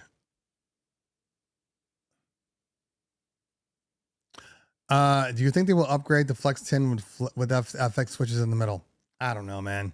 I don't know. Just because that's not what the Flex has really been about. You know what I'm saying? I won't say the Flex, but like the DDJ 1000 has never been about the paddles. The DDJ 1000 was supposed to be a controller that people would use that felt like you were using CDJs and a 900 Nexus. That's the whole point of it. So I doubt it'll have that. Flex 10 is flexible. You never know. But if it's going to be an actual 1000, I have a hard time believing there will be paddles. So we'll see. CDJs are overrated. Here we go, Mac. Lou says, can I give a great cue tip to all the DJs in here? Make your red cues your drops, your green cues your vocals, and your yellow cues your chorus. When you do this okay. I mean, does it have to be those colors? Like, why those colors specifically? But I like what you're saying, and that's having that consistency, so no matter what it is, this is what it's going to be. Especially for like choruses. And see, I wouldn't do it for drops. For me, I would do it for I'd have a color for when the verse started and a color for the chorus. And maybe whatever standard color. I'd probably do green for like the start of the song or something like that. Or the start of the cue point. Just get the adapter. That's not the same. It's not the same. And if you get the adapter for the SD, you're still running into the same situation. Now you got look, I have tons of adapters. Okay. But because remember, the SD card was in the 2012 MacBook. And then when they flipped over around 13 or 14, 15, I think, and they moved over to super thin and they got too hot, the Intels, you remember those things. They removed the SD card. I didn't think I'd care. I just buy a little card reader. No big deal. It was a big deal. This matters. Having that little slot matters. They can't take it away now. It was the number one requested thing on the MacBook was the SD card slot from professionals and creatives. It's not going away. It's not going away. That's all I'm saying. If it works, stop messing with your stuff, man. It all works. That's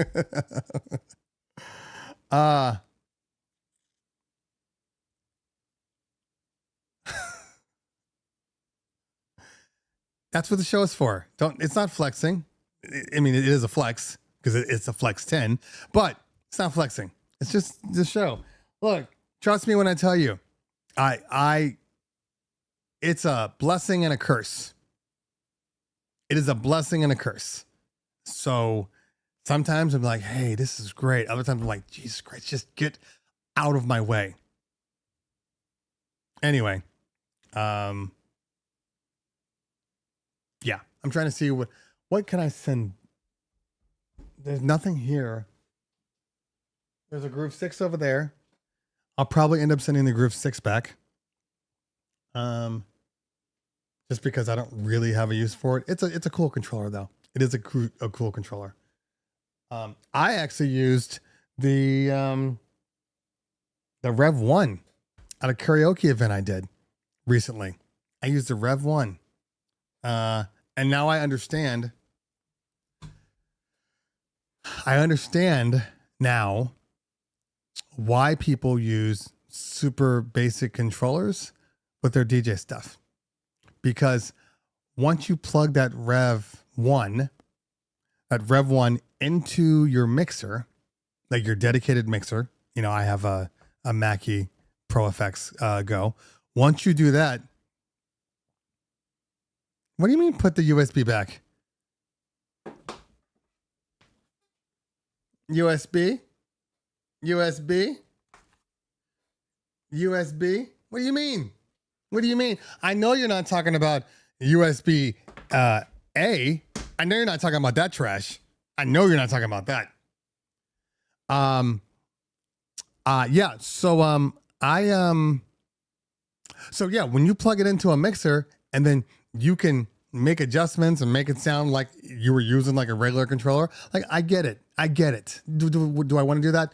No. But the little Rev 1 was fun to use. It was fun to use, fun to have sitting right there. It was, I'm not going to lie, it was fun to use.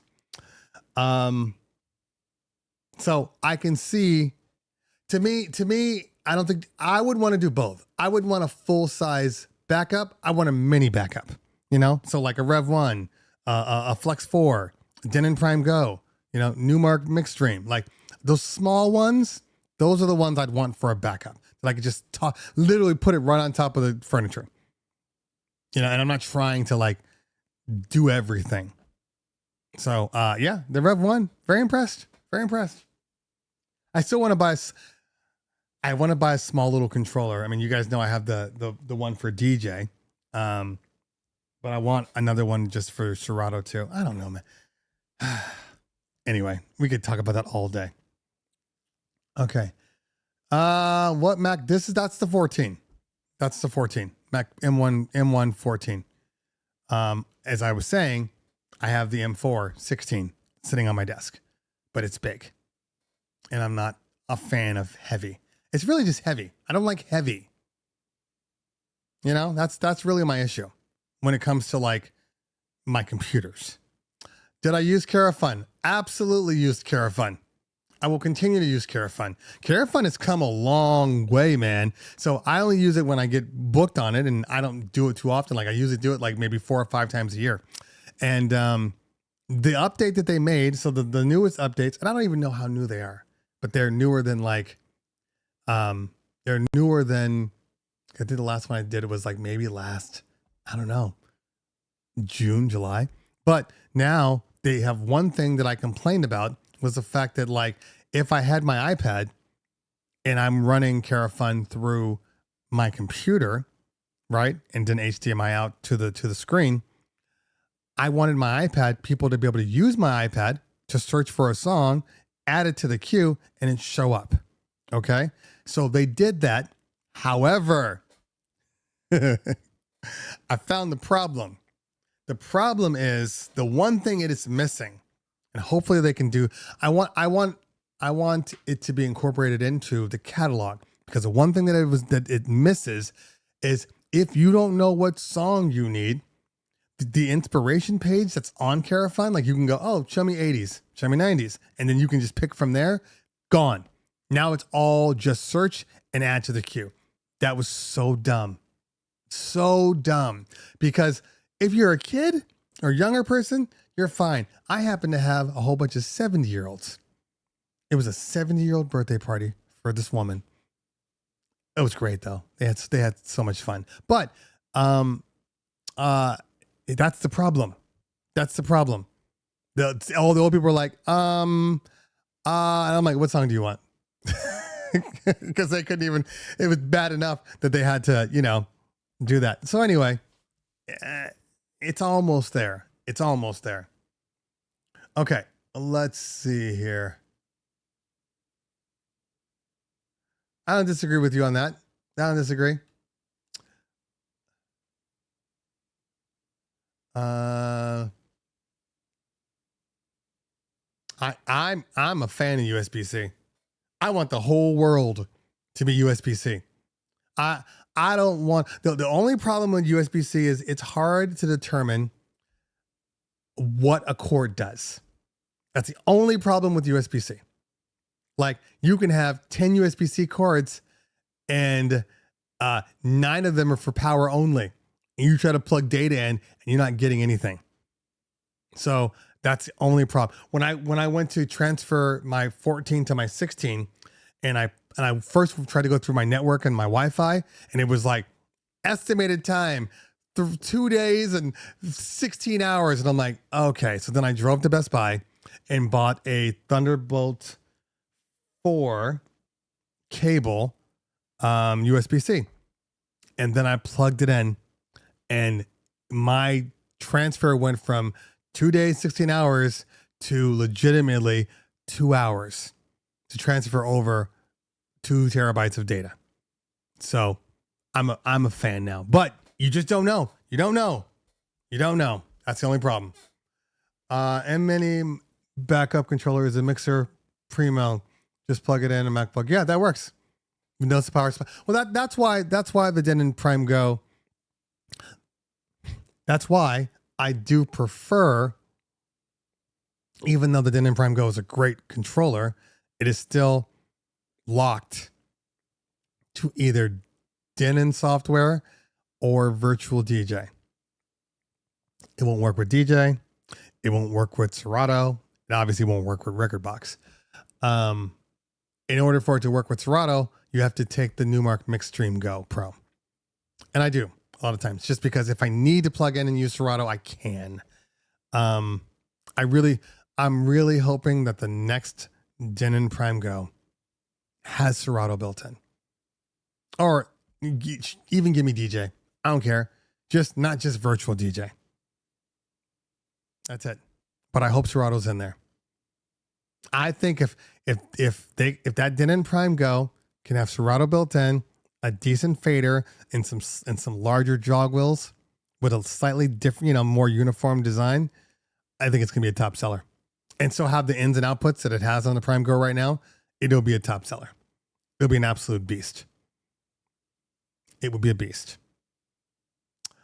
Okay. Let's see here. All right, 15 more minutes and then I'm out.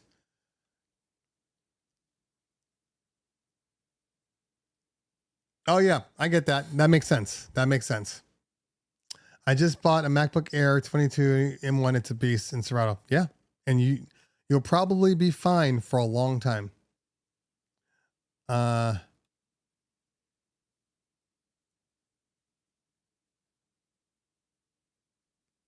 Pretty much none of them will be high speed because it's only for power.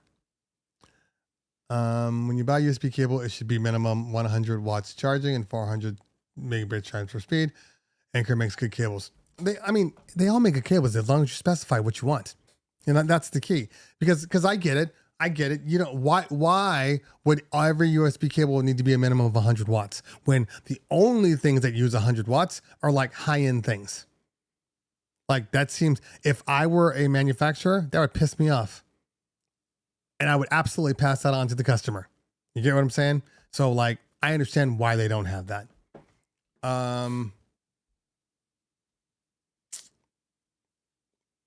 What works with DJ? The Denon Prime Go works for DJ?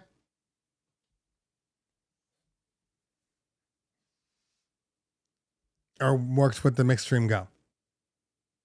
Because there's a difference there. Which one? Actually, I'm just going to look. Yes, it does. You guys said, yes, it does. And I said, what? All right, hold on. It's okay. I'm just going to DJ. All right.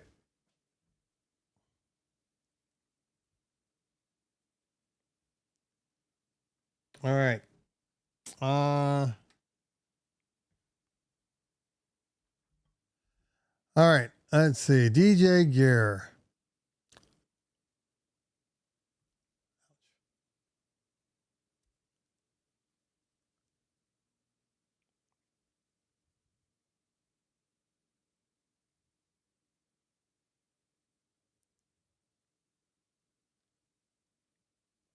All right.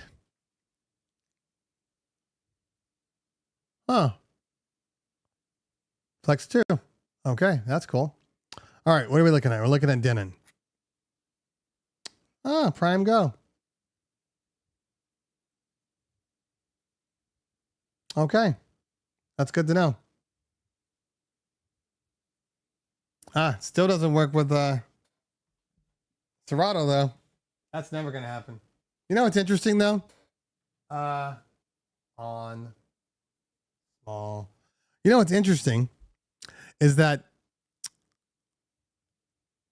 Sorado came out with all these updates for all these old ass controllers. I have yet to try it on any of these things that weren't supported. I wonder if they'll work. Has anybody tried? Sorado is old. Has anybody tried them? Has anybody just plugged in their Denon Prime Go or whatever to see if it would work with Sorado? I mean, who knows? But it's good to know that the Prime Go works with DJ. That's actually a very good thing to know. Since I'm such a DJ fan.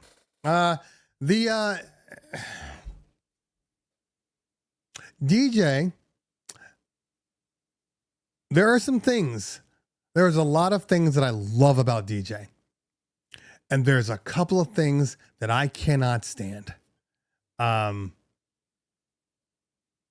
stand. Absolutely can't stand. There's a couple of things that I'm like, why did they do this? One of them is their search. I do not like the search. I don't like the way it covers up your normal catalog. I don't like the way there's no universal search for everything without clicking the little icon. Why isn't there a universal search? You know, there's just little things. It's all kind of based around that. I don't like that there's no hotkey for the prepare folder. They got the best search. Okay. They have a search. I don't know if it's the best or not. I never had a problem finding songs in Sorado. So I don't know if it's the best. They have universal search. They all have universal search. Tell me something different. Tell me something special. But I don't know. I haven't updated DJing here, so I don't even know which one this is. Let's see if it even works.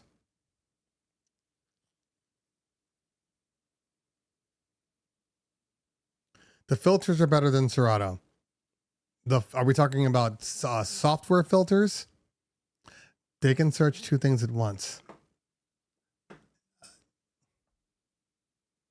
I'm sorry. What does that mean? They can search two things at once. If it's a universal search, they wouldn't need to search two things at once. It would say universal search. Search filters. They all have search filters. They all have search filters. Come on. Keep it coming. But let's see here. Hold on. So, like, here's a problem. All right, let's just do Bruno. Okay. So here's my biggest problem. First off, right now. So you see here, I'm searching the entire playlist. Okay. If I search, I'm sorry, the entire crate, not crate, entire database. If I want to search by crate, I click on that guy, right? And when I click on this guy, now we're in this crate. And look, whole window open. Okay. Anything Bruno Mars is popping up. Now, if I click on search everything, it brings up this dumbass little window right here. Okay. This is dumb. Now, why is it dumb? Because depending on how you have stuff set up, you may or may not be able to see if something is clean right off the bat. Now, if I showed you this on my MacBook, because this is an older version, I can't tell what's clean and what's not, because my clean is at the end, but the columns only go so far and I can't make it full screen. That's a problem. That's a problem for me. Can I work around it? Yes, but is it slowing down my workflow? It absolutely is. You know, there's just little things like that. Little things. Like, again, why don't you have a hotkey? No. I don't use my Sorado crate. I use them all. That would just happen to be there just then. Sorry. No, I have all my music in here. It's all there. But this is what I'm saying now. So now let me go in here now. Let me search. Let's see, Glorilla. Let's try to do this instead. No. I'm trying to think of something. I'm trying to think of something that I'd have a dirty and a clean version for.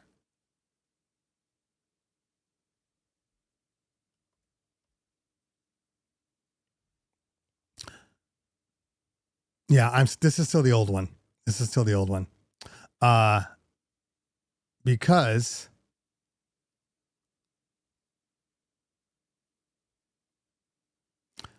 Because what ends up happening is if you have, depending on your columns, you see this whole thing, how I have to scroll. And if I want to get to the BPMs, but this is an old one. It's different on the newer one, but I can slide over.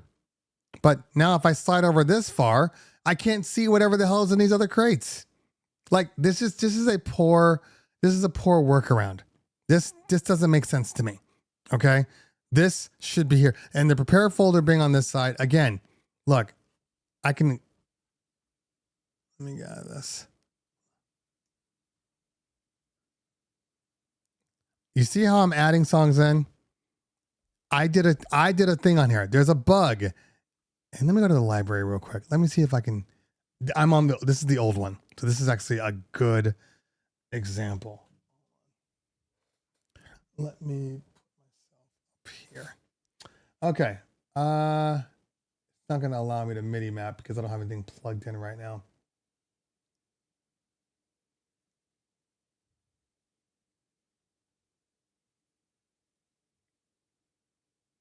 But right now, I have hotkeys built in.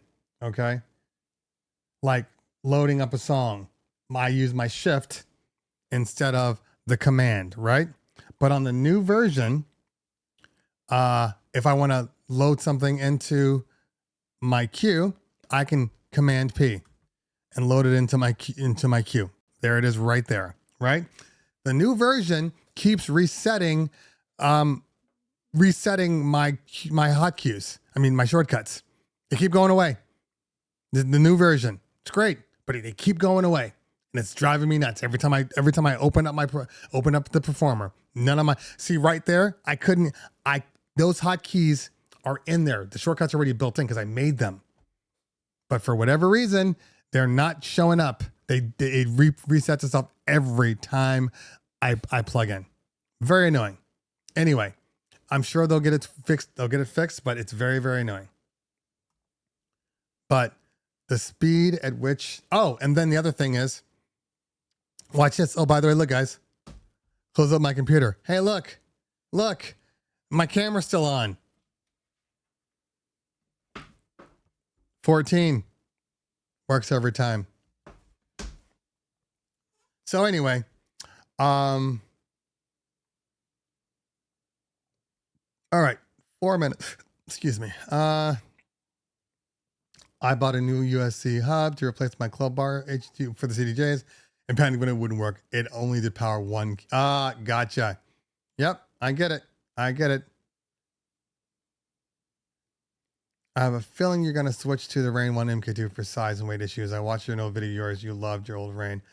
I loved my Rev 7 more. Because my only problem with the Rain 1 was very simple. I don't love the size of the mixer. The mixer part is a little too small for me. It would have been nice had they just opened it up a little bit. It would have been nice.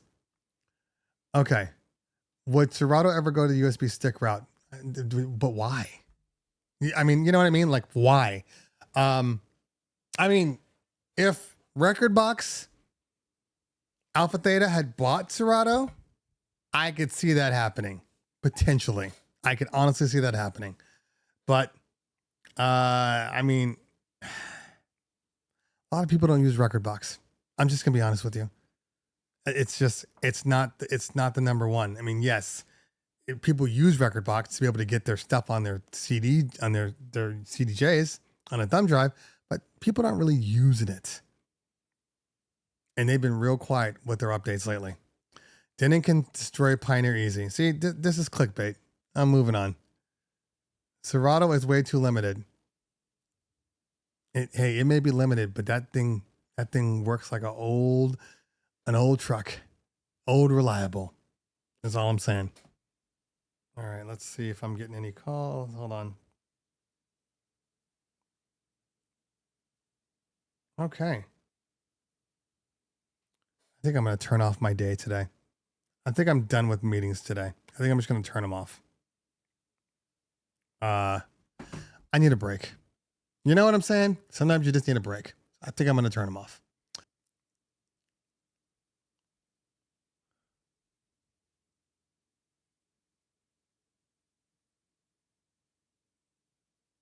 The Mixar Primo is a good little controller. All right. It's interesting.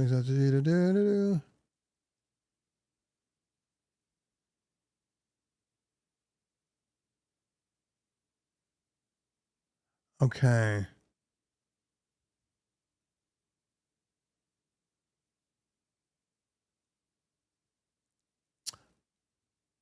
I was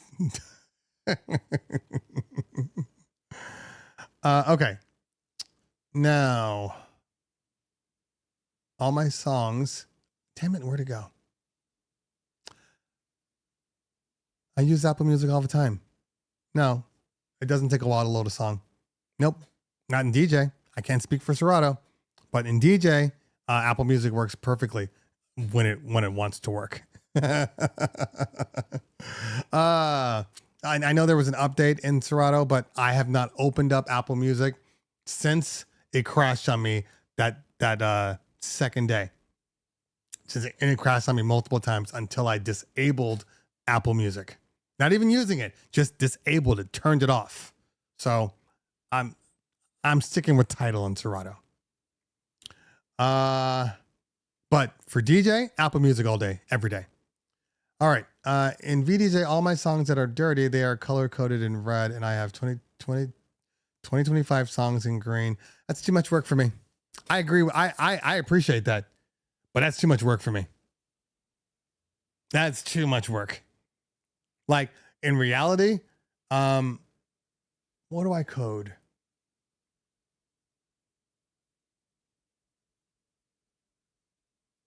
Yeah, I don't use my colors like that. I use my colors for energy, and not like the energy that some people do. Like sometimes, like I don't have it say energy 1, energy 2. Like that's dumb to me. That tells me nothing.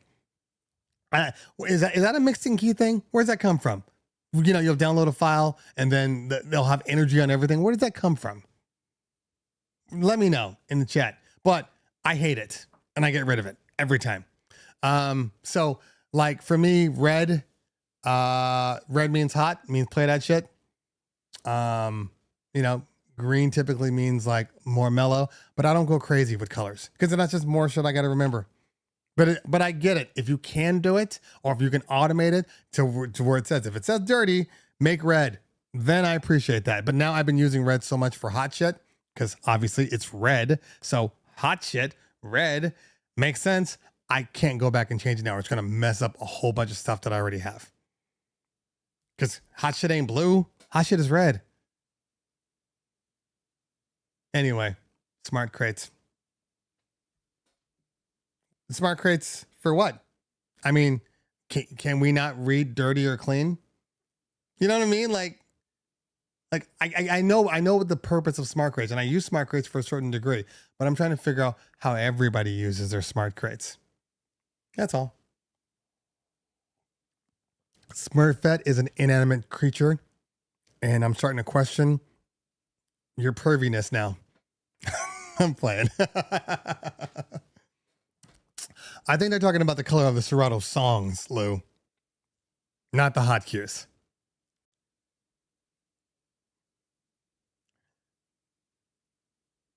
Yeah, I think we all do. I'm telling you this because I've seen some of the things that they're doing with the library in Sorado. And without saying anything, because everybody knows they're working on their library, but without saying anything, I'm telling you, there was something that was about to pop up there, and both Mojax and myself were like, no, we don't like that. And it wasn't us together. We were at separate times during NAMM, and they popped it up. I'm like, I don't like that. And he's like, what do you mean? I'm like, this is why I don't like it. I explained it, blah, blah, blah. And he was like, that's so funny. That's the same thing that Mojax said. Okay, we're gonna rethink that one. So there's that. Crazy Legs in the building. What's going on? Good to see you. Yeah. I'm gonna take a look. Okay. No, he doesn't handle meetings. I handle all the meetings. Now you see where all my wear and tear goes. He'll answer emails. He handles staff, but meetings, sales, production, any of that stuff, that all goes through me. It's exhausting. What's the maximum number of files to have locally in Sorado? I have no idea. I don't think there's I do know that Sorado's database seems to do better with larger files than others, but I have no idea what the number is.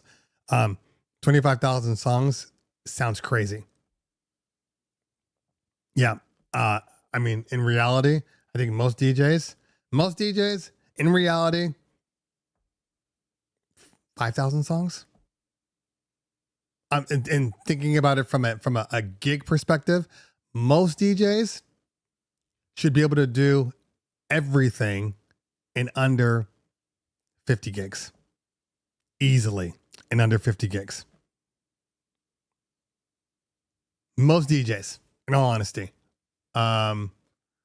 It's when I see DJs that have like 500 gigs of files, it's worthless. Not worthless in a sense. It's good to have those. And if you want to archive those and keep them, whatever.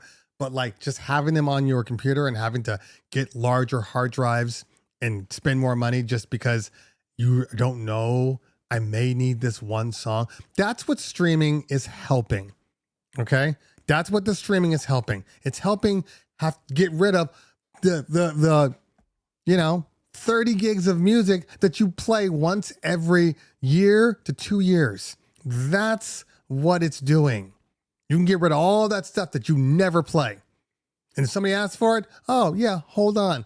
And that's what I'm saying. Like, I'm not saying delete your hard drive. I'm saying get an external, move all of your files over to that external, and then get rid of all the stuff on your local drive that you know you're never going to play. Just get rid of it. And if you have a streaming service, if somebody asks for it, you can stream it. If you don't have a streaming service, you got your hard drive, you plug it in, you drag it over real quick. That's it. That's it. But you don't need to keep every song you've ever listened to on your computer. The what ifs pretty much never happen. The what ifs never happen. And to top it off, a lot of times people don't organize properly. So all those songs that you have in there, you're not even playing anyway. You're not playing anyway. You never see them. It's kind of like, when you shove things in your drawer, you shove things in your closet and you're like, oh, I'm keeping this for what if, but you never use it because you never see it. So you might as well have given it away or thrown it away or, sold it because you're never going to use it. We got to stop being pack rats. We're absolutely pack rats.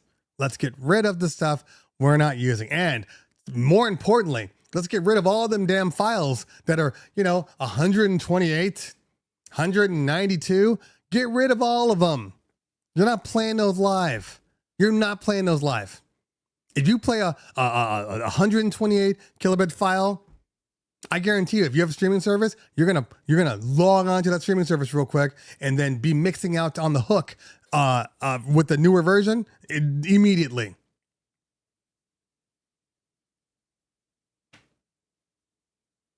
Anyway, get rid of your files. Summer's around the corner. Get rid of those files. Get rid of those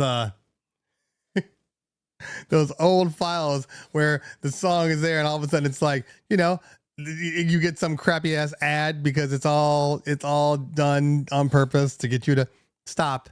Get rid of all that stuff. All of it.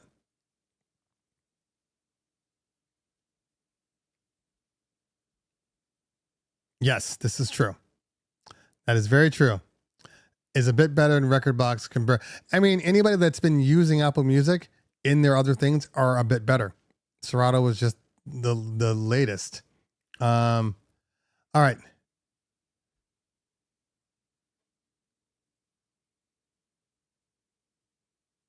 You can do that in smart filters. In all honesty, but technically speaking, you could go in their smart filter and say, give me everything that doesn't say dirty, in this blah, blah, blah. And then it creates your smart crate. And then you can just search your smart crate for any music and it should all be clean. But it doesn't change the fact that it's going to mess up the way you potentially DJ. I for one would love for a program. Okay. I'm throwing this out there. Maybe if they're listening, they'll see. Why is it if I have 2 copies of every file? First off, okay. First off, we're in 2025 with AI. Okay. A motherfucking I. We're in 2025 going into 26.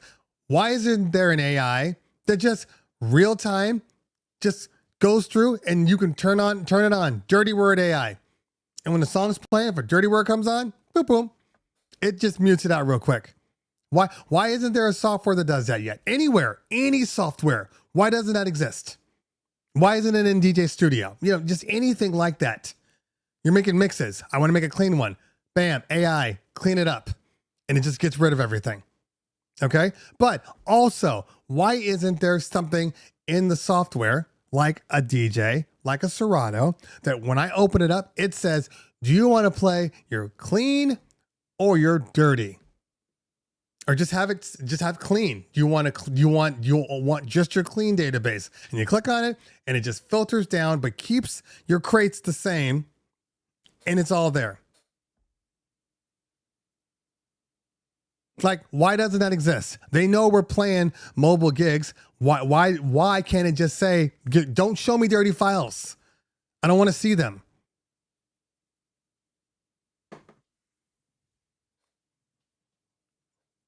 That's all I'm saying. That is all I'm saying. Anyway, and hopefully, if anybody's going to do it, it's going to be people like DJ. It's going to be DJ first. It won't be Sorado. I mean, I don't know what DJ's got going for them, but I mean, virtual DJ too. I could see virtual DJ because they're fucking pirates and they will do that stuff. Well,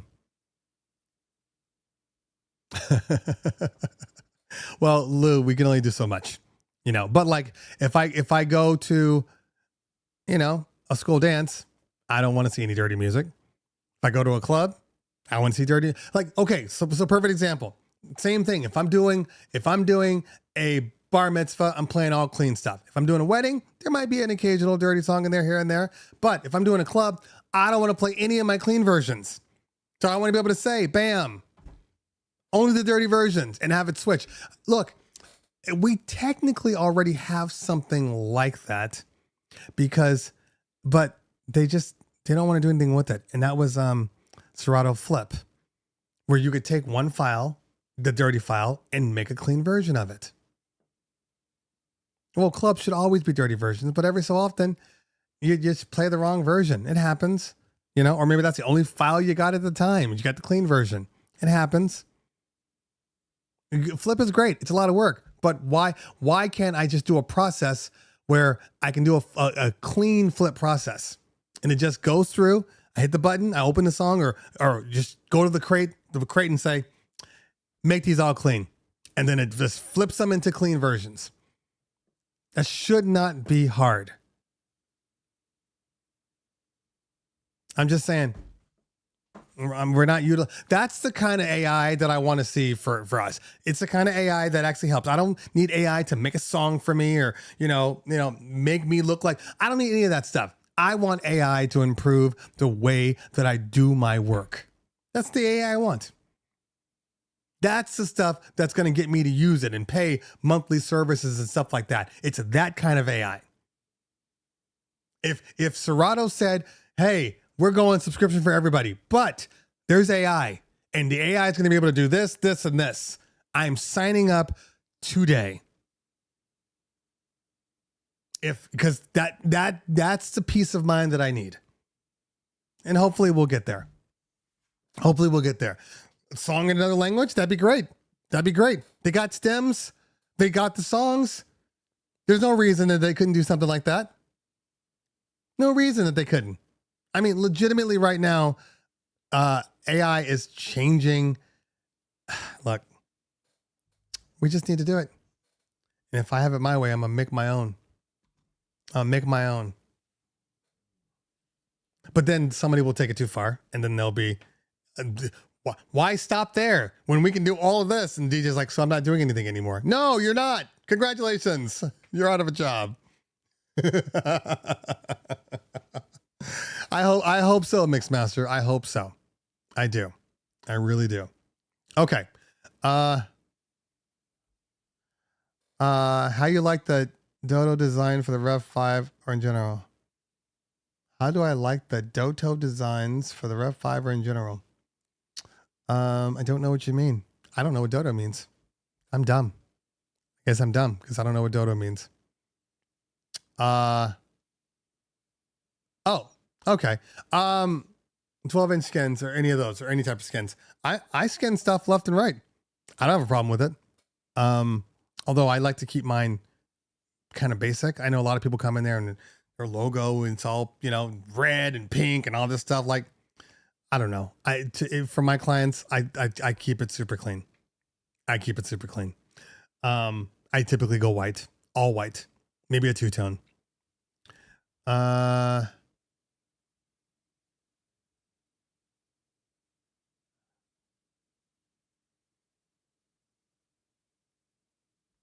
Exactly. So much space. So much. Okay. All right. I will go up for Don, and Don will probably be my last question. Then I got to go. Don. You know what? Speaking of filters, let's filter by DJ Don. Let's see if it does it. DJ. How does it know where to filter? Mitzvah. There we go. Okay. So it won't filter out the name, but it'll filter out, include name and time when filtering. Is it ready? Anyway. All right.